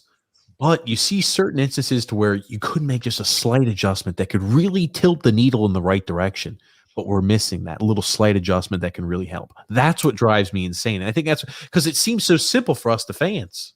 And it might not be as simple as it seems, though, of course. I'm willing to admit that. It might not be as simple as it looks for us. Okay. So Jay points out these things. First year, coach of the year. I could care less if he's coach of the year. He took a team that was really bad, and we got knocked out in the second round of the playoffs, which is what he does with most of his teams, regardless of where they come in the standings. So that's a typical Barry Trotz year. Second year, 2 games from making the Cup finals, not from winning the Cup, from going to the Cup finals. That was only because we of the rest that we had with the hiatus. The only reason. And the fact that Washington had Todd Reardon as coach and Philadelphia was just garbage, which we almost lost them after dominating that series, had to win in Game 7 after losing 3 overtime games. This year, that's right. Right now we're in third place, right? So we're 3 points out of first place. But you want to know something? When all is said and done, we're going to be in fourth place, and we're going to get rolled in the first round. So to me, that means that your production's going down. See, that's where you and I don't see eye to eye. I don't agree that everything's set in stone already for the playoffs because there are adjustments I think this team can make that would really tilt the needle in the right direction. I really do honestly believe that. Maybe that's my over-optimism shining through, but I really believe when Oliver Wahlstrom's in the lineup and he's doing what he can do, I think it adds a special element to this team that we desperately need. Okay. Which team in the Eastern Conference do you think we could beat in a 7-game series? Thing is that scares the living hell out of me because we have an unbelievably tough conference. We haven't played absolutely stellar games against the Washington Capitals as of late, as we've seen the last 2. But I mean, you look at the previous 2, we beat them. But the Washington Capitals are a team that I would not like to play first round of the playoffs. The Boston Bruins, yeah, I know we dominated them earlier on. We won the first 5 games. But it seems like after this Taylor Hall trade, in postseason, Boston Bruins are a completely different team. In the Pittsburgh Penguins, I do not want to play. I hate the Penguins. I don't want to play the Penguins. They're unbelievably talented. I want to avoid the Penguins like the Black Plague. So, in other words, if what you're saying, if we go in and we play those teams, none of them you don't think we can beat. So if we lose in the first round of playoffs, that would prove my point correct, right? I'm not saying none of those teams we can beat. It's just not one of the – okay, let me put it like this. I'm not taking money to Vegas with any of those matchups for the Islanders' favor. I'm just not doing it. Okay. I just think we're on the way down. All the other teams are playing much better than we are right now. There's always ebbs and flows of the season. We need to get hot at the right time. Again, you've seen it before where teams of less talent have been able to make unbelievable playoff runs because they got hot at the right time. It's not impossible for us to go ahead and strike lightning, but have to make some changes. Okay, well, that's the thing. All the other teams are getting hot at the right time. We're getting bad at the wrong time. That's all I'm saying. And then Sal P said, tonight showed us why they should not extend Casey. Grumpy Old Man's correct about players losing it when they're older, I assume. When they hit 30. Do not sign anybody who's 30 years old. Certainly nobody with that skill set. That's why you should have been drafting. Maybe Simon Holmstrom can be a 4th-line winger. Maybe. I don't think he's physical enough. But that's why you should be replenishing that cupboard of prospects instead of dealing away picks for guys who have done nothing for your team and really even going into it. I should never ever question my judgment. I said I didn't want Kyle Palmieri for a reason. I never liked him, and now I know why. He sucks as a player. Oh, goodness gracious. And next comment, Grump, I'm sure is going to speak a little bit of that. Mark Astaire says, just unhappy about Palmieri. Thought he'd have 3 or 4 goals for us by now. Nope. No shot. I don't think he'll have 3 or 4 goals for us for the rest of the year. He doesn't fit. He doesn't fit. I'm sorry. Like I said, I never really watched the whole I remember him playing for Jersey, but he never stood out for Jersey. You know what I mean? Even when we played them, I never said, oh, man, that's Kyle Palmieri. It's like he's like nondescript. And he's the same thing with the Islanders. It's like, I don't know. Nothing. He shows me nothing. Jay Rich there says, this show sucks. These guys are blaming Barry Trotz. Stupid. Well, Jay, I'll tell you, everybody has a certain portion of blame to carry. Barry Trotz is an excellent coach. He's not infallible. Lou Lamoriello has built an excellent dynasty there in NHL history. He's not infallible either. Just like the players out there on the ice, even if they're Matt Barzal, Sorokin, doesn't matter what ilk, they're not infallible. Everybody makes mistakes. I think what we do is we try to just shine light on the mistakes that are made by players, coaches, general managers, and by the organization. Also, we try to highlight the positives as well. When a team's struggling, there's not too many positives to highlight, are there? Here's the thing. Jay's obviously one of the Barry can do more wrong crowd, without a doubt. But he does blame, though, Lou Lamoriello. So, again, I think I said he's the Barry can do no wrong crowd. So here's the thing. I'll ask the question again because it's valid. When Barry wins a Stanley Cup in Washington and his contract was up, they made absolutely no effort to re-sign him. None. And he was there 5 years. He was on the verge of getting fired the year that he won the cup. They didn't want him. That should see, you should question that. Why? And I'm not saying we should fire Barry Trotz. I think it was the best move that Lou Lamoriello has made. But to think that he's the be-all, end-all, he hasn't won a cup for us. He's only gotten out of the second round of the playoffs twice in his 20-some-odd year coaching career. Twice. That was so one. Hold on. Let's also look into that, too. You got out twice. That was with one of the best goal scorers in NHL history. And a guy like John Carlson, if he continues to amass these unbelievable gaudy numbers, might even make a little stake there at a possible Hall of Fame claim. Think about that. Alexander Ovechkin, first ballot guy, no doubt about it. Nicholas Backstrom, another guy who's going to have over 1,000 career points. Unbelievable player out there on the ice. And and just recently with us on the Islanders there after the bubble. Here's the thing. He played Pittsburgh, 3-4 years in a row when he was there in Washington? Couldn't beat them. Even when they had a superior team, could not beat them till the last year when Pittsburgh had some injuries. Couldn't get it done because teams with superior talent will beat him. I think he's a fantastic, excellent regular season coach. I do not think he's a great postseason coach. That's what I'll say about him. And he has won a Stanley Cup. So, great for him.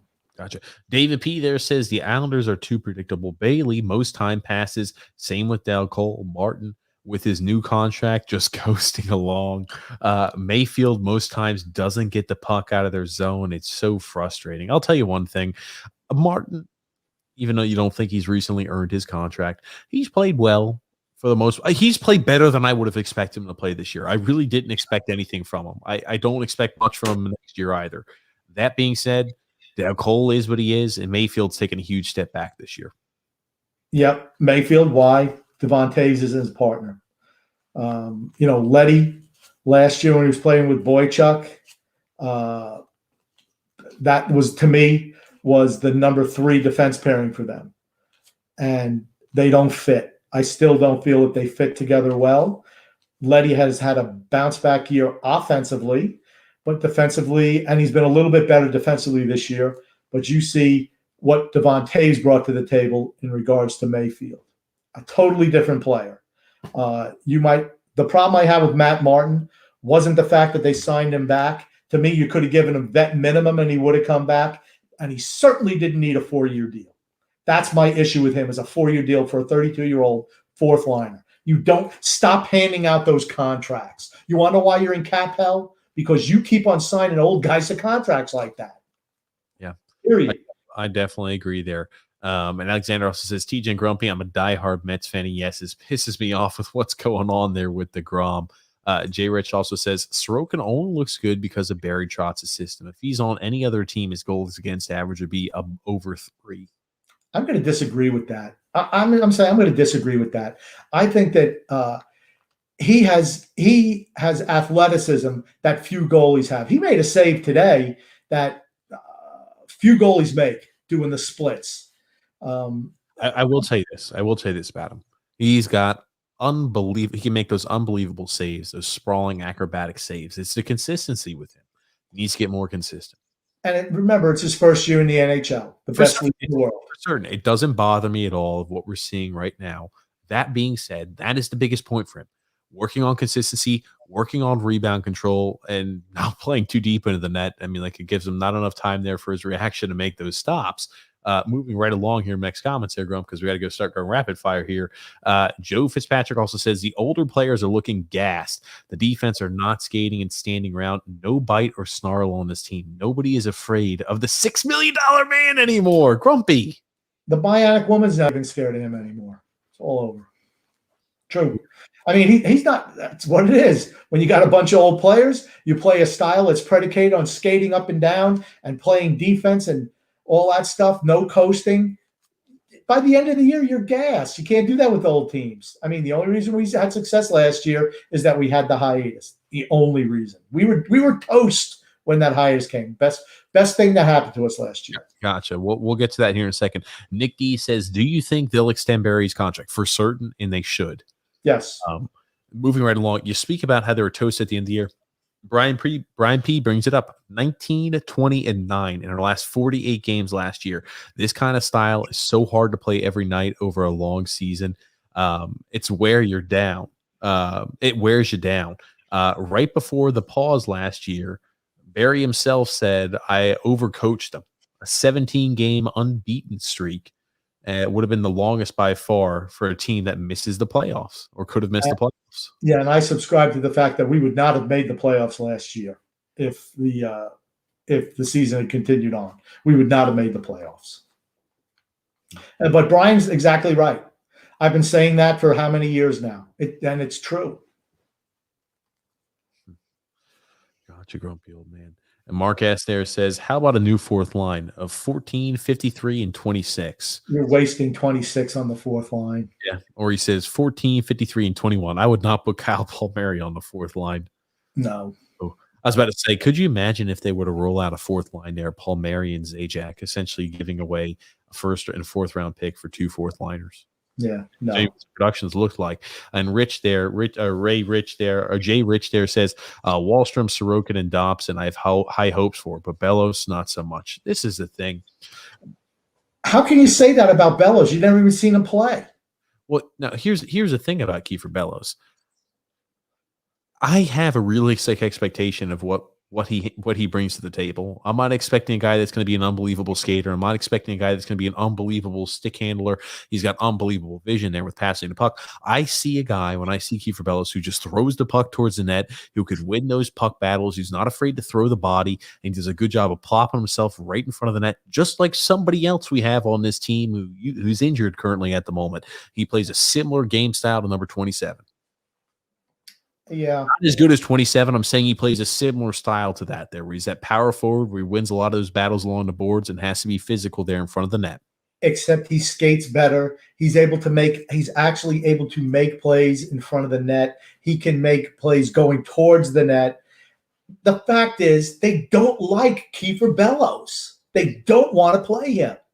The only reason he played the first 2 games is because he scored goals. As soon as he didn't score a goal, right to the bench he went. They don't like him. They don't want him on the team. He's not going to play for us. He's never gotten a legit shot. That's the thing that burns my butt. Just like Hoshang never got a legit shot.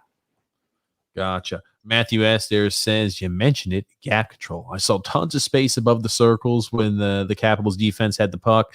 Nobody stepped up and challenged them. Yeah, it was not the whole game though. And that's the thing.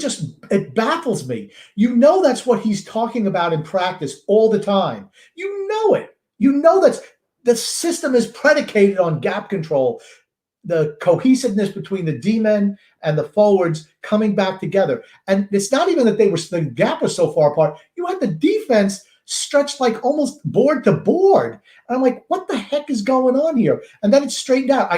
For a veteran group, I don't understand why that happens.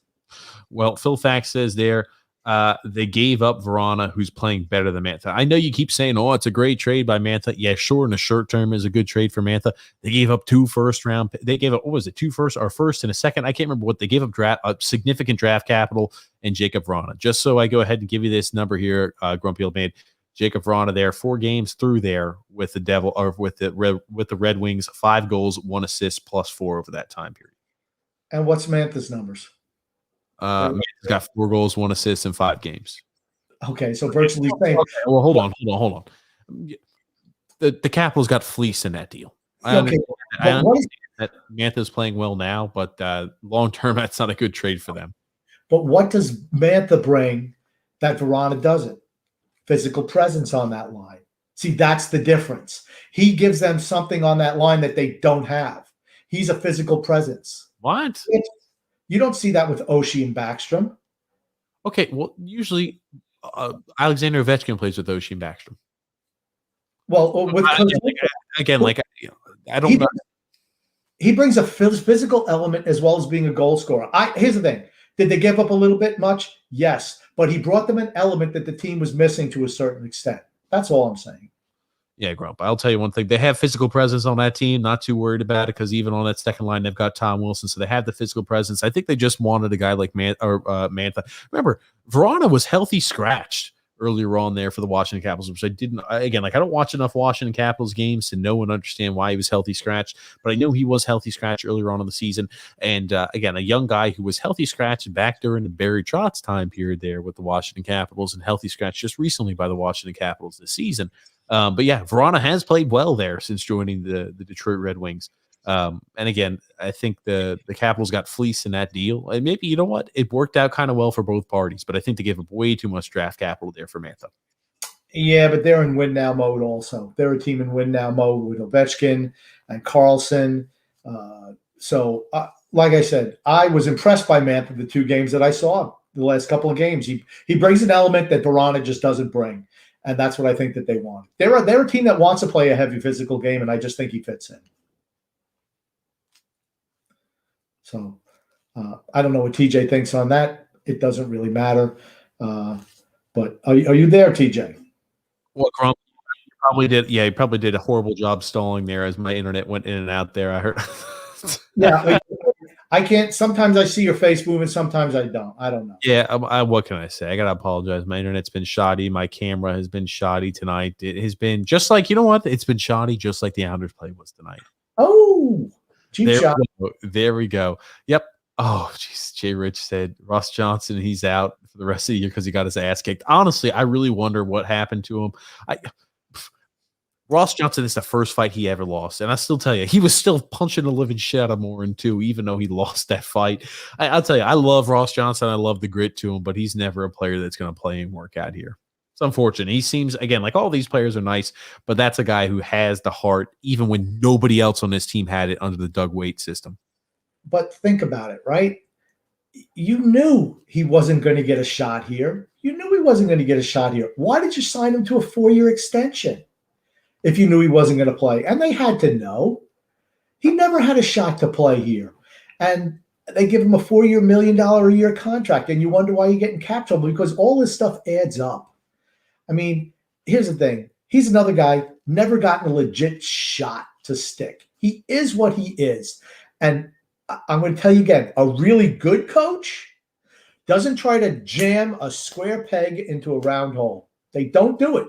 They tailor their system to fit the player's skill set. And that's one thing that Barry Trotz does not do.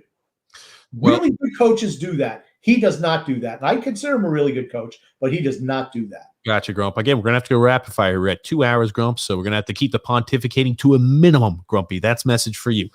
Jay Rich there says, blame Lou Lamoriello for the old team. For certain, we do. And again, this is a team when you fall there, and the fall from grace is going to be hard and fast and hard. It's going to be ugly when it happens. That being said here, Nikki also says, Grump, who would you bench? Depends on when.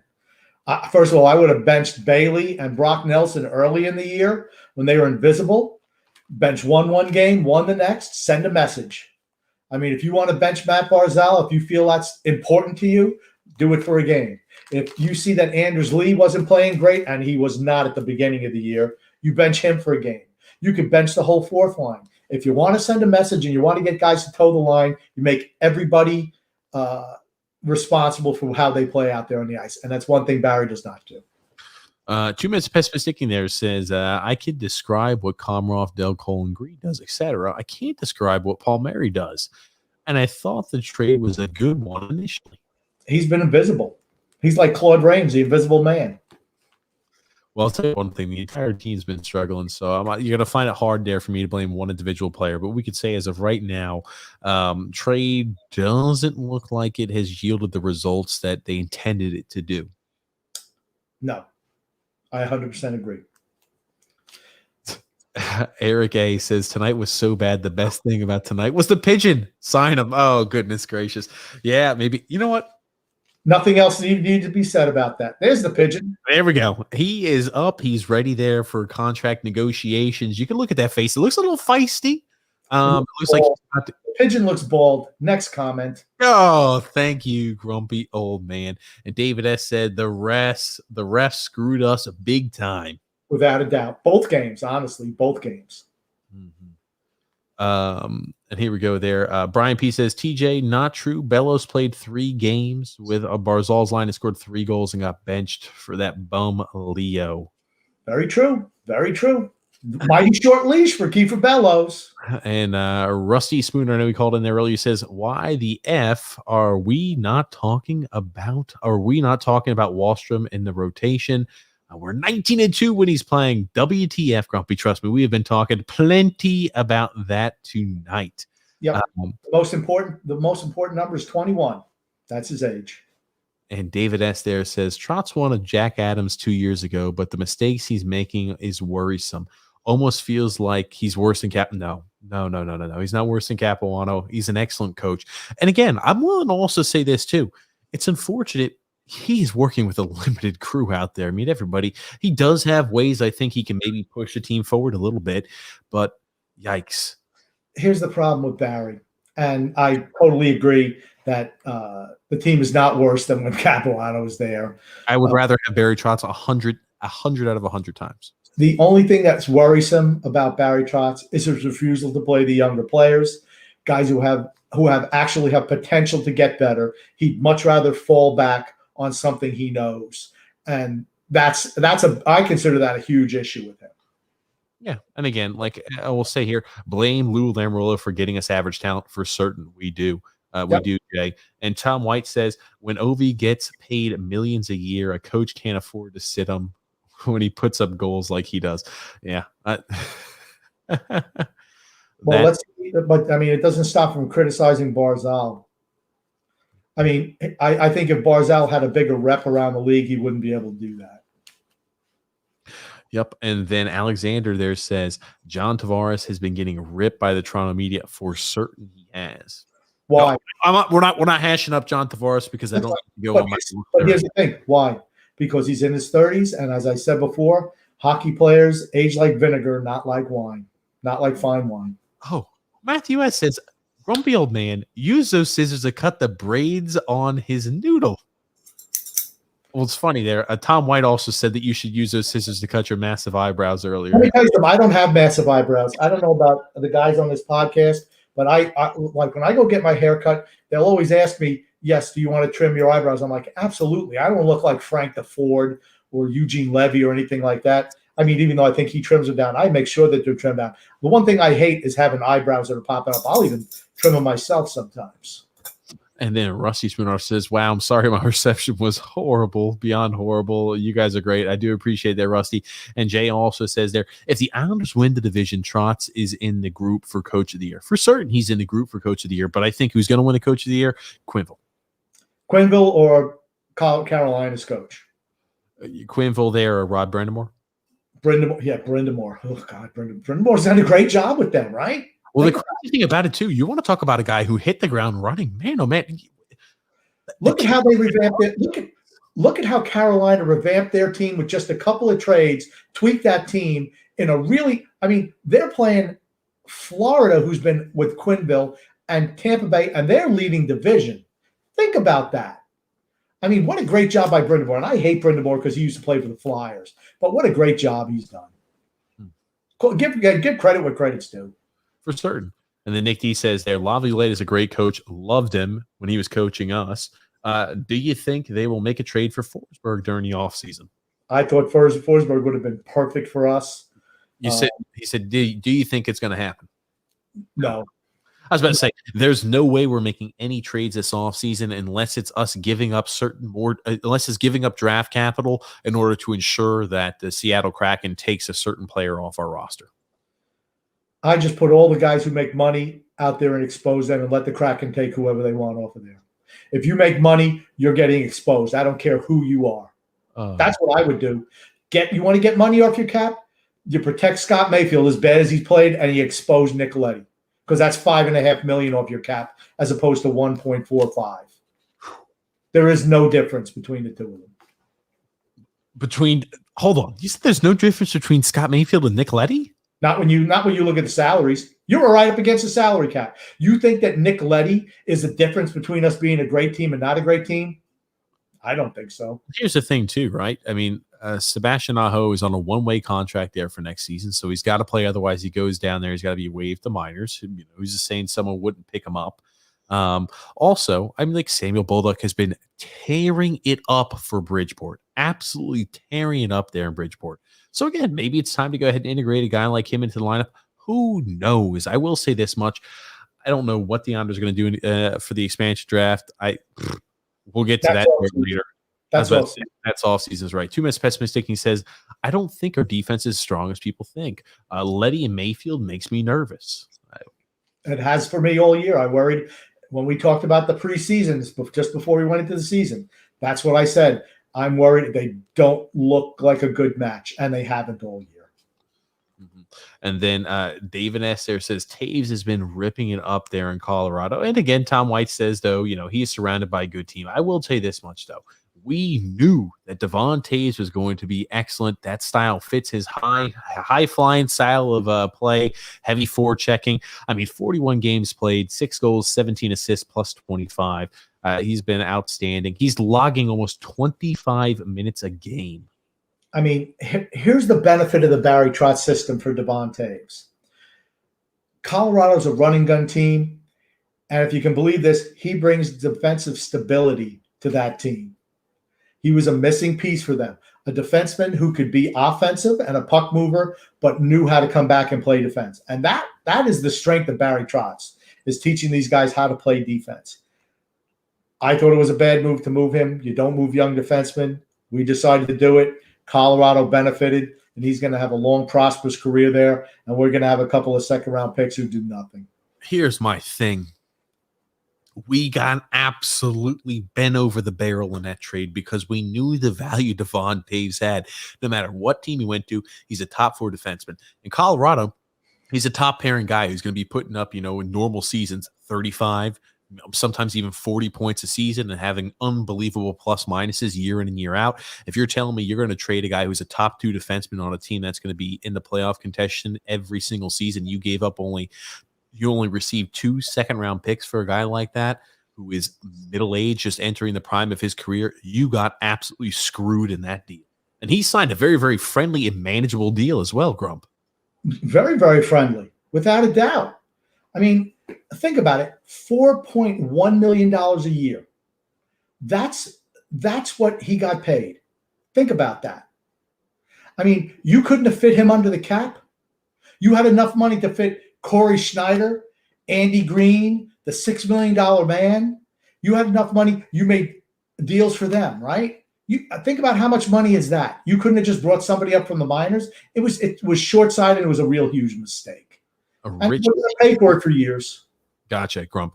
Rich C there says Trotz makes out lineups based on age Wahlstrom should be playing. He also says Barzal now knows what JT felt like. Very true. But I will say this. John Tavares had he was more of a guy who was a facilitator who could score, where Matt Barzal focuses on individual play, and that's what drives his game. Sorry, wrong. How about there? John P there says rebound, regroup, playoffs are a new season. They for certain are a new season. And again, as much as today might seem doom and gloom, playoffs haven't started. There's still time to get the right lineup out there on the ice. There's still time to course correct, even though you think the team's done, Grump. I still think, it's playoffs are a new season. That's 100% right. David C says, where's the fire hydrant? There you go. D-cut knows. D-Cut definitely does know. One thing I didn't bring up today was the fact that, Tomasino and McMichael and Kaliev are doing way better than Casper Holmstrom. I didn't bring it up today. The three amigos for Three service. amigos. Ryan Spooner also says, I trust him, Barry, but God dang it.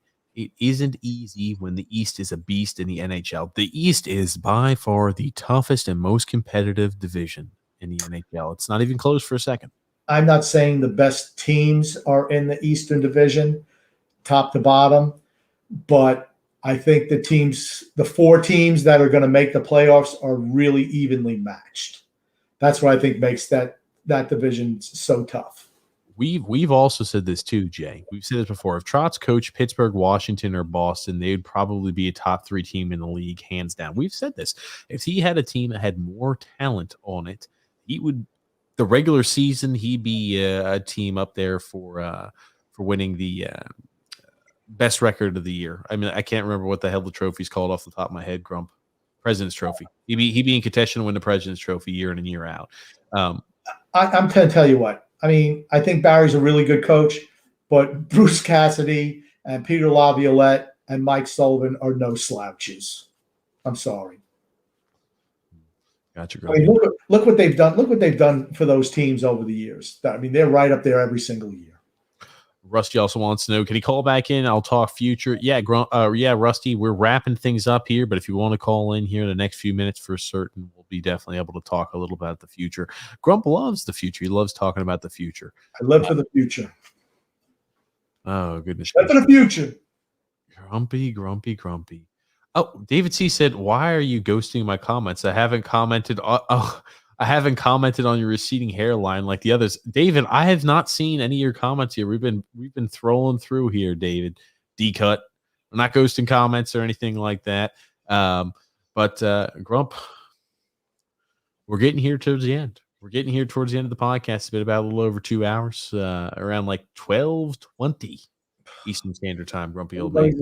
Everybody's asleep. That's why I don't like doing Sunday nights. It's Saturday. What are you talking about? That's what I'm saying. That's why it's 12. That's why I don't like doing Sundays, because they always run long. That's all. Oh, stop, Grumpy old man. I do want to tell everybody who's listening that we do have our NFL draft special coming up next Thursday on TJ and the Grumpy Old Man. You can see that on YouTube and on Facebook. And is it going to be on Facebook, Twitter? It can be found there on all those sites is where we'll have it. Okay. It's going to be us kind of branching out, talking a little bit more about sports in general. So it won't be just Islanders talk, but if you enjoyed like the charisma Grump Old Man has and you want to see us more and have more content, you can find us there, TJ and the Grumpy Old Man as well. But Thursday is going to be specifically about the NFL draft. I think we're going to stick with that since it's draft night. And it'll be fun. One thing I guarantee is going to be fun. Well, absolutely, Grumpy Old Man. Is there anything else you want to say there before we wrap things up here today? No. And I'm going to tell you, I'm going to shamelessly promote that draft special on Tuesday as well.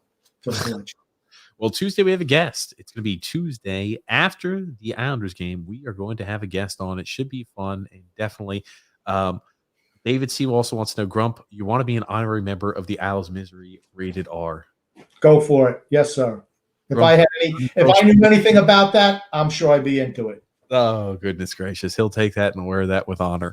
Yeah, Grump, I want to thank you for being on here. Thank you there for promoting, obviously, there the separate venture we got going on there. And thank you, everybody who listened here to the live stream and podcast again. Grumpy Old Man and I love when we get to talk and message there with fellow Islander fans there, talking about the current outlook of the team, talking about, making a push there for the playoffs, winning possibly a Stanley Cup, what needs to be done, how we can course correct, as well as looking there towards the future of this team. We love the Islanders. We bleed blue and orange, but we're more of a realist than the people who wear the rosy-colored sunglasses.